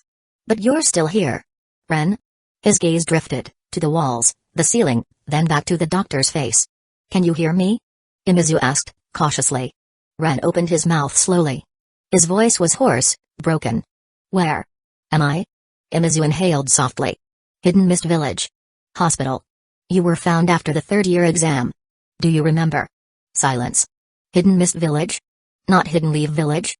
Ren furrowed his brow. Then gave a slight shake of his head. "Not everything," he murmured. Imizu jotted something down. "Your nervous system endured extreme stress. The lightning strikes were repeated. It's possible some neural pathways have temporarily been disrupted. Some memories may be confused or missing." Ren closed his eyes for a moment. Then he opened them again. No fear. Only a silent question in his eyes. Imizu saw it, but said nothing. He stood, leaving the notepad on the table beside the bed. Then turned back one last time. "You still have time to heal, to remember who you are." And left. Ren remained still. The beeping of the heart monitor merged with the sound of rain tapping softly against the window. Coastal village, present. Borai rose, breathing heavily. The pain had faded, but the unease remained. Like a shadow retreating just beyond the threshold of memory. "TSK," he muttered. Kagero approached with slow steps. "Are you alright?" Barai nodded. Hidden Rain Village called from a rooftop, "Hey, if you're gonna puke, do it away from me." Barai said nothing. He just stared at the village. The next morning, Mizoashi Swamp. The mist had thinned slightly, revealing slivers of gray sky between the twisted branches above the swamp. The group moved early. Their footprints from the day before had nearly vanished, washed away by the night's rain, but Natsue seemed to know exactly where to go. He walked ahead with a confident stride, ancient map scrolls in one hand and a walking stick in the other. "That was a decent bivouac," he said, more to break the silence than anything. "Rarely sleep well in places like this." Shinji yawned dramatically. "Decent? I dreamt a toad stole my food. Turns out it was just Shin snoring." "I don't snore," Shin replied flatly. Then turned to Natsue. "How far till we reach the destination?" "Not far, if we stay on the marked path." "But..." Natsue paused, glancing back. "I might suggest an alternative." Suiran halted. Her gaze was a blade, measuring before cutting. "An alternative?" Natsue nodded. "I noticed we're approaching a zone that, according to older maps, was restricted during the early years of Hidden Mist Village's founding. I never thought I'd get this close. But with you here." Kurara tilted her head slightly. "You found something?" "Perhaps. Nothing confirmed. But there are ruins. Old ones. Undocumented officially. There might be symbols, carvings. Stories. Even if they don't relate directly to the mission, they could help complete a portion of my research. And maybe," he added, glancing at Suiren, "they might offer clues about how smaller villages were absorbed into the Mist's central structure in the early years." Suiren didn't respond right away. She turned to the others. Shinji shrugged. "As long as there aren't any wasp-infested trees to climb, I'm in." Shin gave a slow, cautious nod. Kurara studied Natsui with a more open look. There was something about the man that put her at ease. Maybe the gentle way he treated ancient things. As if every ruin still had a voice worth listening to. Suiren finally spoke. "We won't stray too far. And if there's the slightest sign of danger, we go back to the main path." Natsui smiled, full of gratitude. "You'll have my full attention." The group resumed their march. The chatter was light, scattered between complaints about the swamp's thick mud and Shinji's jokes about soggy rice being a biological weapon. Meanwhile, Natsui shared fragments of local legends. None too detailed, none too long. But each word left a trace behind, like echoes of a past slowly closing the gap between what was and what still lingered. Chapter 174, Hollow traces. The sun barely pierced the low clouds as the sea waves brushed against the shore of the now lifeless coastal village. Silence reigned supreme. No birdsong, no whispers of wind between rooftops. Only the light footsteps of three Anbu as they moved through the deserted homes. Borai led the way, silent, his cloak brushing the damp sand. Kagero followed closely behind, while Hidden Rain Village had taken the liberty of kicking a rusted bucket, sending it clanging into a wall. "Ugh! Another empty house," she scoffed. "This mission is boring me to death." Kagero cast her a quick glance. Not a single corpse. No signs of a struggle, no objects displaced. Just emptiness. He turned to Borai, who was studying the charred facade of a sealed inn. "What do you think?" Kagero asked. Borai didn't answer right away. In his mind, images flashed, fragmented, broken. "I don't remember anything like this from my past memories." Then his grip on the tanto tightened, the muscles in his hand rigid. What could make an entire village vanish? Without anyone noticing? "This whole thing reeks," he finally said, his tone flat. "If there's nothing here, we need to check the surrounding villages. Someone might have seen or heard something." Hidden Rain Village stretched her arms overhead. Finally, a bit of movement. "Let's hope there's someone to slice this time." "Let's move," Borai said without turning.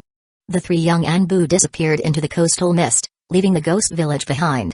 Degrees Team Suiren, Mizubashi Swamp Degrees. The fight had already begun. Swamp waters splashed everywhere as blades clashed violently. Wooden and porcelain masks with hollow eyes moved swiftly, surrounding the group. Kurara swung her Kurozigama through the air, but her strikes were dodged or blocked by a silent, agile foe. Her moves were precise, but each mist blow drained her precious energy. A few meters away, Shin spun on his heel, a bone staff protruding from his arm blocked two swords at once.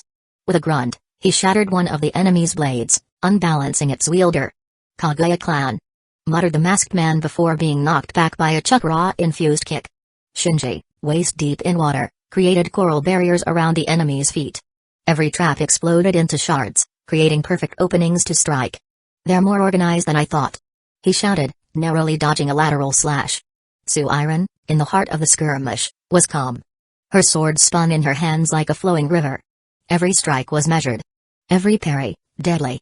Two enemies were already down, one stunned, the other unmoving. But it wasn't their strength that worried Suiren. The fighting style. The masks. The silence. These resemble the Pranja. But they don't seem like the same group. She studied their movements. Too coordinated for bandits. Too silent for mercenaries. Too trained. Behind her, Kurara stepped back. Her opponent was gaining speed. Her parries were slowing. The mud weighed her down. One of the masked enemies raised both swords. Kurara hissed through her teeth. "Damn it." Degrees later, forest near the next village. Degrees the forest at the edge of the next settlement was dense. The canopy bent downward as if trying to seal the road shut, like fingers interlaced to guard a secret. The three Anbu advanced wordlessly. Borai led the formation. Kagero followed a few meters behind, while Hidden Rain Village moved freely, occasionally hopping between low branches as if searching for something to break the monotony. But something had crept into the air. An instinct. A sixth sense. Borai said nothing. He activated his chakra field. His body lowered slightly, fingers tensed at his side. He kept walking as if nothing had changed. But within his chakra, something shivered. Suddenly, he vanished. A blur in the mist. A windy eight. When he reappeared, he was behind two figures hiding among the gnarled roots of a tree. Gone before a breath could be drawn. A second later, two thuds among the bushes. Kagero and Hidden Rain Village arrived, weapons half drawn, only to stop in place. They were children. A boy and a girl, covered in mud, clothes torn. Their eyes wide, shining with fear. The older no more than 6. The younger, maybe 4. They trembled. Please. The boy sobbed, shielding his sister with his body. Don't hurt us. We just want to find our parents. A heavy silence fell. Barai stood still. His mask reflected the pale mist light, yet nothing about him seemed threatening. Just vigilant. Hidden Rain Village stepped forward, confused. Disappear? What are you talking about? The girl stammered, Mom. Dad. Everyone. They're gone. Easy now.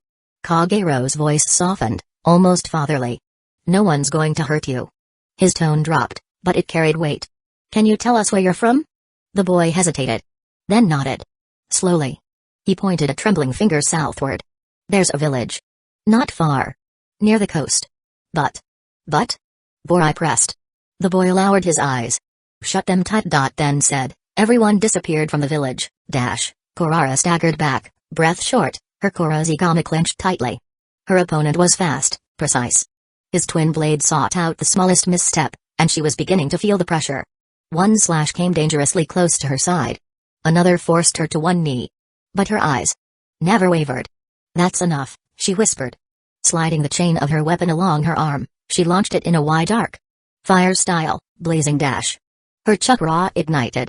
Flame surged along the chain, racing like a fiery serpent toward her opponent. The fire spiraled around him, searing the air, his clothes, his confidence. The masked figure faltered, caught off guard by the sudden blaze. He cried out, shielding his face, and tumbled into the mud, rolling away to extinguish the flames. The field was bathed in crimson light.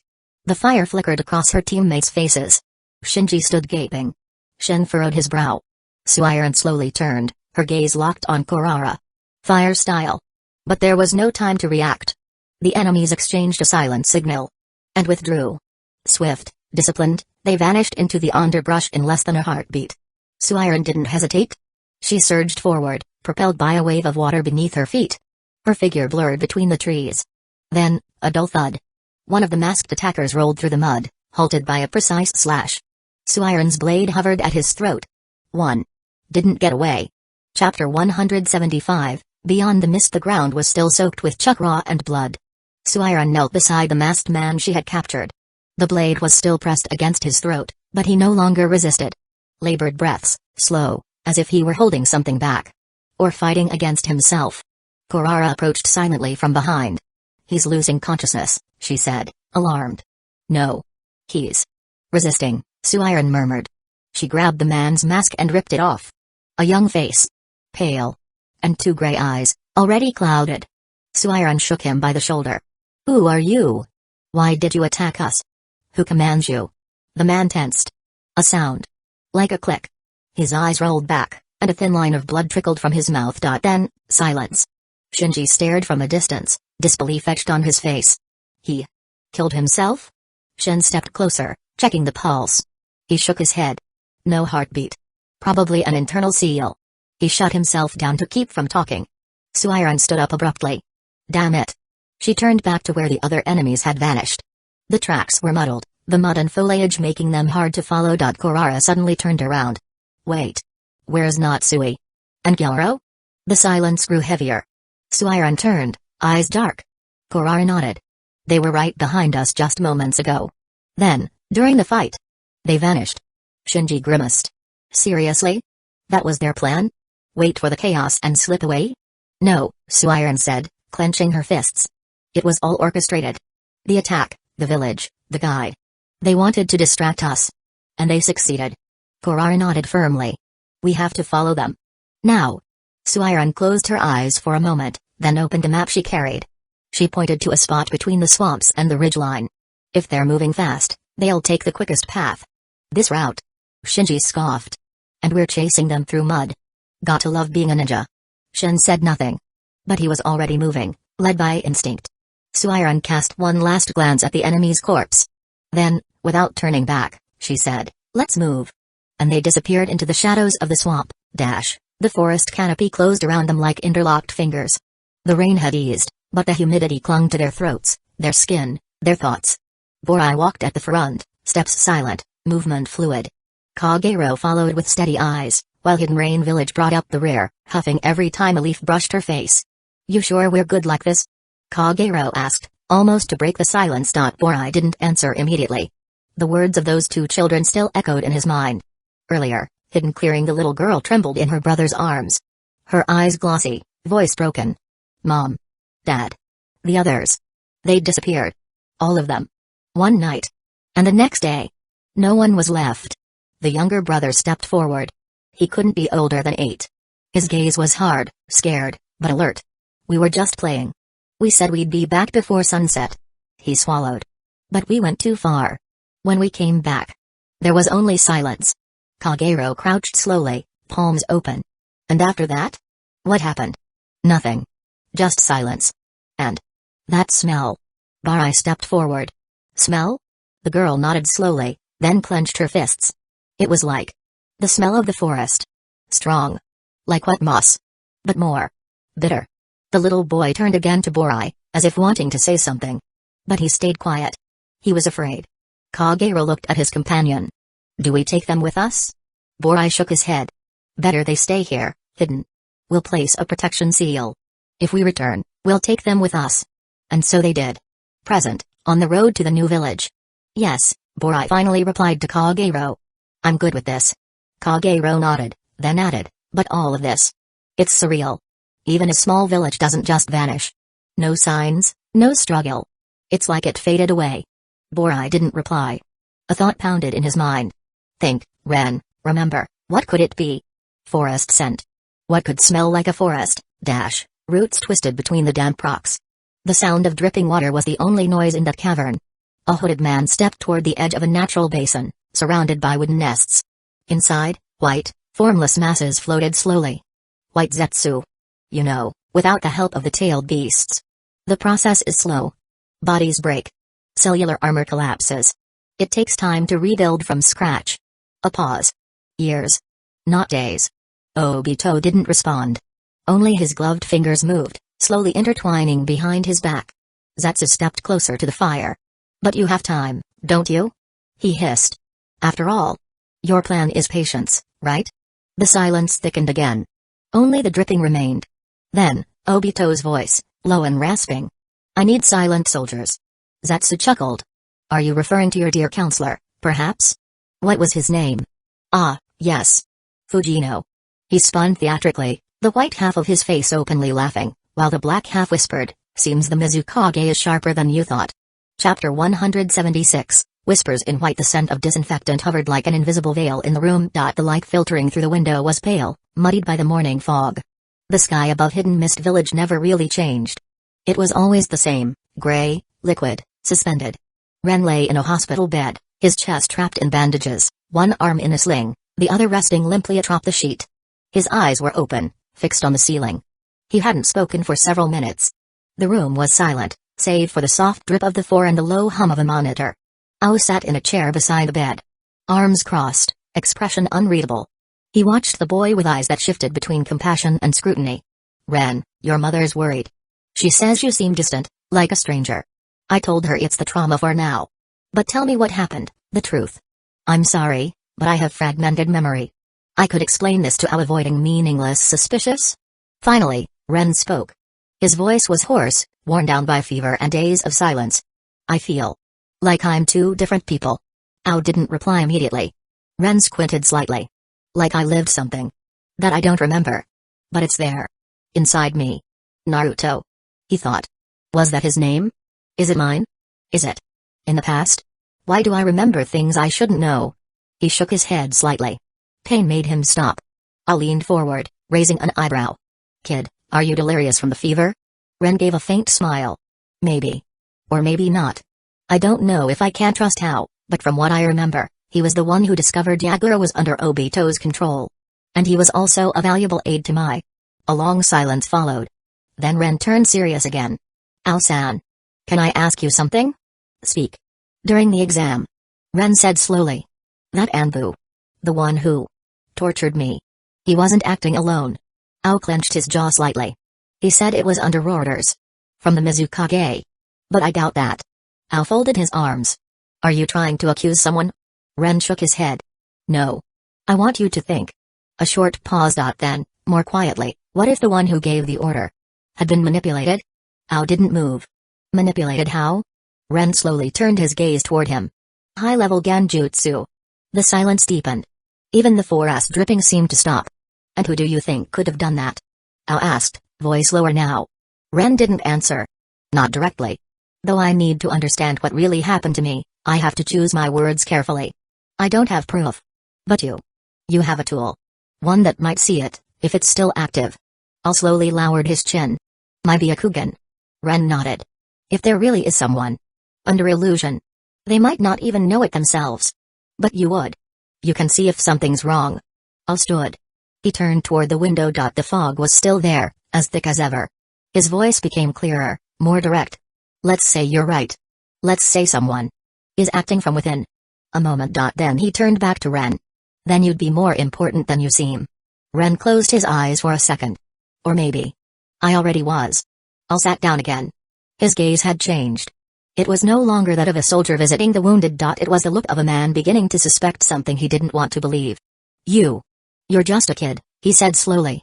You've always been known for your maturity despite your age, but you talk like someone who's seen far more than he should. As if you know how these dynamics work. From the inside.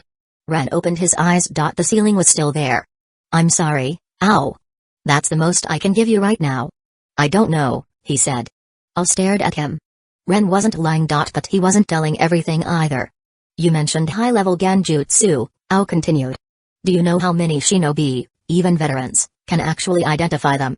Almost none. Ren nodded, without looking at him. That's why you're the only one who can. Ao pressed his lips together. His Byakugan was powerful. He knew it. Everyone knew it. But to use it against someone inside the village? To investigate? Who? A council member? A trusted aide of the Mizukage? The Mizukage himself? It was dangerous. Uncomfortable. Deadly. And yet. You want me to doubt the entire chain of command, for a hunch? He asked at last. Ren turned to look at him. There was firmness in his eyes. But also weight. Like he understood what he was asking. No. Not for me. For Hidden Mist Village. If I'm in this village now, there must be a reason. Maybe I can change the past. Ao remained silent for several seconds. For now, don't speak of this to anyone. Then he stood. Turned toward the door. Heel. Quickly. He took 2 steps, then stopped. Without turning, he said, if you're right, I'll know. And left. Ren remained alone in the room. Silence fell again, like a curtain dropped too suddenly. But in his eyes, for the first time, a spark lit. Chapter 177, Footprints in the Mist. The mud was still fresh, the footprints muddled, overlapping with the ones the group had left just hours earlier. Korara crouched down, touching the track with 2 fingers. It's recent, she said, scanning the direction. Suiren nodded. They can't be far. The sun was already low, but the light barely filtered through the canopy, casting everything in gray, muffled tones. The swamp offered no certain paths, only illusions and shifting directions. Shinji glanced toward a narrow side trail. What if they split up? I don't think so, Suiren replied, moving cautiously forward. If all of this was planned, they must have had a precise rendezvous point. They walked in silence for several more minutes. Then, almost by chance, between 2 bent willows, Korara saw him. Kyouro. He was seated on a large fallen log, his gaze downcast, hands resting on his knees. He looked shaken. Or maybe too calm. Suiren gestured to the group. They moved into formation, slow but deliberate. Kyouro.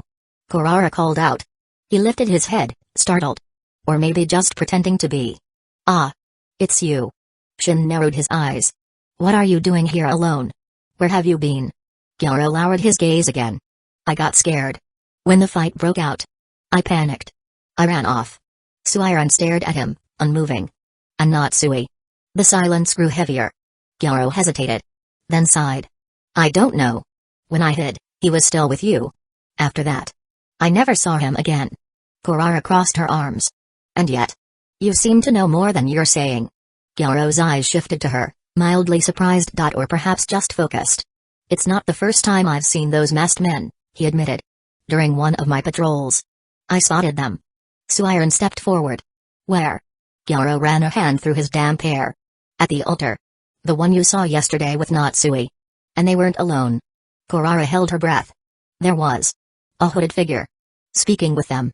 I couldn't make out what was said, but it looked like they were giving orders. Did they see you? Suiren asked. Gyaro nodded slowly. Yes. One of the masked ones pointed at me. But the hooded figure signaled to let me go. As if I didn't matter. Or maybe like I'd be useful later. Shinji exchanged an uneasy glance with Shin. Suiren remained perfectly still. And you didn't tell anyone? She asked, her tone sharper now. I'm just an old watchman, Gyaro said, fists clenched. Who would have believed me? They'd have called me crazy. Kurara stepped toward Suiren. What do we do? Suiren didn't answer right away. But her eyes, glinting in the fading light, were locked onto Gyaro. Degrees Team Borai Degrees abandoned houses, half-open doors creaking in the wind. The silence was almost as heavy as the mist hanging over everything, as if the village itself were holding its breath. This place gives me the creeps. Hidden Rain Village groaned, stretching her arms over her head. No tracks. No answers. Just this depressing silence. Ugh. Wake me when something actually happens. Kagero ran a hand through his hair, his face etched with fatigue. We haven't found anything. No detectable chakra. No bodies. No sound. And yet, something's off.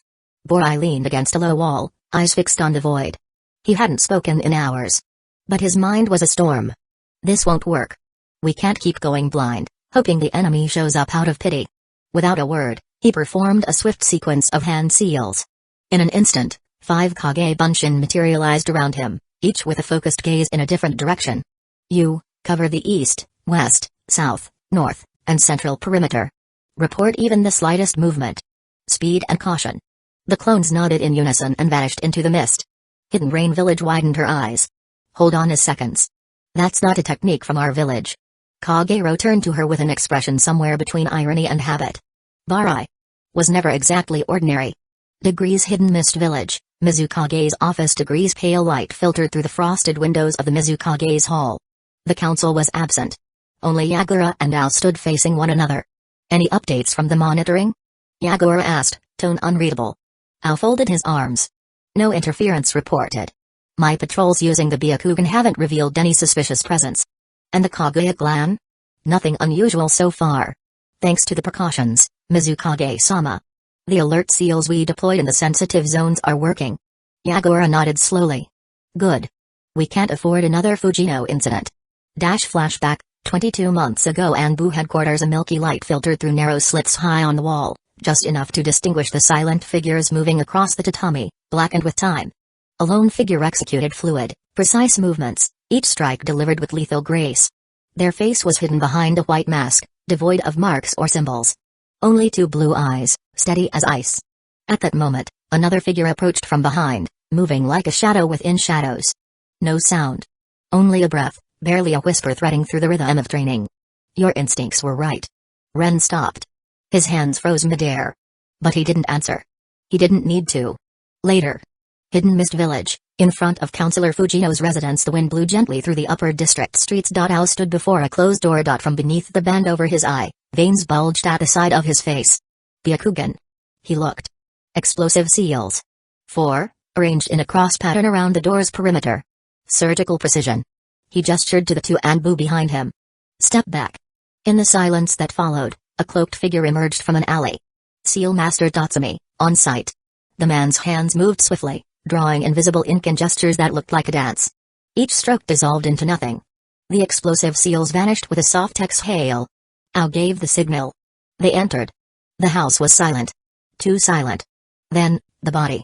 Fujino lay slumped on the tatami of his study, his chest opened by 3 clean slashes, the walls spattered with thick blood. Bone shards. Embedded like thorns deep into the beams. Ao knelt down, brushing a fragment with his fingertips. This. He lifted his gaze, pupils rippling with thought. Kaguya clan? But his voice was a murmur. More doubt than certainty. Unknown location, cavern steady dripping, like blood falling from a forgotten altar. The air was stale, damp, and the only light came from a blue torch embedded in a chakra crystal. Zetsu appeared like flesh-shaped shadow. Haha. Your puppet's been discovered, Obito. You chose the wrong pawn this time. Obito didn't respond immediately. His Sharingan glowed like a cursed orbit. That ninja with the Byakugan. He's more dangerous than expected, he said coldly. We need to remove him from the village. Zetsu laughed. The slithering sound bounced off the cavern walls like a venomous echo. Oh sure. Let them believe the Kaguya clan is to blame. Let's see if your plan works, great tactician. The torch flickered. A shadow passed across Obito's face. Chapter 178, The scent of the forest. The wind had settled, but the air in the swamp remained dense, humid, almost unbreathable. The tree branches seemed to listen, the exposed roots traced broken paths. The group was gathered in a small clearing, surrounded by gnarled trunks and silence. Suiron knelt down and calmly opened her mission pouch. From inside, she pulled out 3 small cylinders, each sealed with a different color: green, red, blue. Kurara watched in silence. Shin and Shinji also drew closer, curious. Suiron took the blue seal, observed it for a moment, then snapped it cleanly in two with a precise gesture. A faint pulse of light, almost invisible, dispersed into the air like fine dust. "What did you just do?" Shinji asked, scratching his chin. Suiron placed the remaining seals back into her bag. "It's a new long-range communication network. An idea developed by one of the village's emerging seal masters. The seals operate with simple codes." She looked up at the sky, then continued. "Green for standard mission. Red for critical emergency. Blue for support request. No details, just the signal. That's all the Mizukage needs." Shin nodded. "Efficient." Suiron stood, brushing off her cloak. Then she turned to the group. "But even if reinforcements are coming, we can't just wait. And the truth is, we don't have enough intel to continue this mission. We still don't know what their real objective is." She paused, staring at the trees ahead. "I don't know what connection these forgotten ruins have, or the symbols tied to Byakuren. The masked men. They seem affiliated with the Pranja group, but something's off. Too much coordination. Too much precision. As if they've been looking for something. For a long time." Kurara pulled her cloak tighter. "Natsue told me his dream was to bring small villages back into the spotlight. But how could a cartographer be useful to an organization like that?" Suiron slowly turned to her. "That's exactly the point. Either Natsue isn't who he claims to be, or we're missing something. And if they're really trying to create new legendary weapons, new swords, then they'd need a smith. A good one." It was then that Suiron's expression changed. "Kurara." She turned to her. "Is your grandfather still on assignment?" Kurara nodded, confused. "Yes, he's building a bridge. It's a long-term project." Suiron stepped forward. "Do you know where?" Kurara searched her memory, then her eyes widened. "In the village of Ramazu." Suiron snapped open the map. She drew a line. Studied the distance. Then, with a firm nod, she said, "Ramazu is close enough to be their next logical move. If they're trying to forge something, they'll need materials, labor, and discretion. A village like that would be perfect?" Shinji groaned. Shin nodded, already ready to go. Suiron folded the map. "Let's move. If there's even a chance your grandfather is involved, or in danger, we have to find out." Kurara swallowed hard. Then nodded. Gyaro said nothing. The group set off again, leaving behind the carved symbols, the ancient ruins, and the promises of forgotten glory. Ahead of them, a new direction. A new trail, Borai's clone moved swiftly through the twisted roots and soaked underbrush. He had veered toward an area that, on the map, seemed insignificant, a secondary branch of the swamp, right on the border between water and an old, rocky ravine. But it wasn't the geography that had drawn him there. It was the smell. He had caught something in the air. A strange scent, similar to the one the children had described a few days earlier. It wasn't the usual swamp moss. It was stronger. Wilder. As if the entire area were breathing differently. He stopped on a stone covered in lichen. Inhaled deeply. There. Again. Clearer. It's the same. He crouched down, touching the ground, damp, but compact. As if something had walked there, something that didn't leave footprints. No tracks. Only a faint crack. A subtle tremor. Something was watching him. The clone spun around. But saw nothing. Among the distant trees, hidden between shadow and roots, a figure had slowly emerged from the earth. Fused with bark and mud. Silent. Zetsu. He made no sound. He didn't move. He never fully revealed himself. He remained there, dozens of meters away, barely perceptible between two blackened trunks. The black eye narrowed. Then, with a muffled, slow voice, like he was whispering to the soil, "This could be a problem." And he vanished once more, swallowed by the earth like a seed.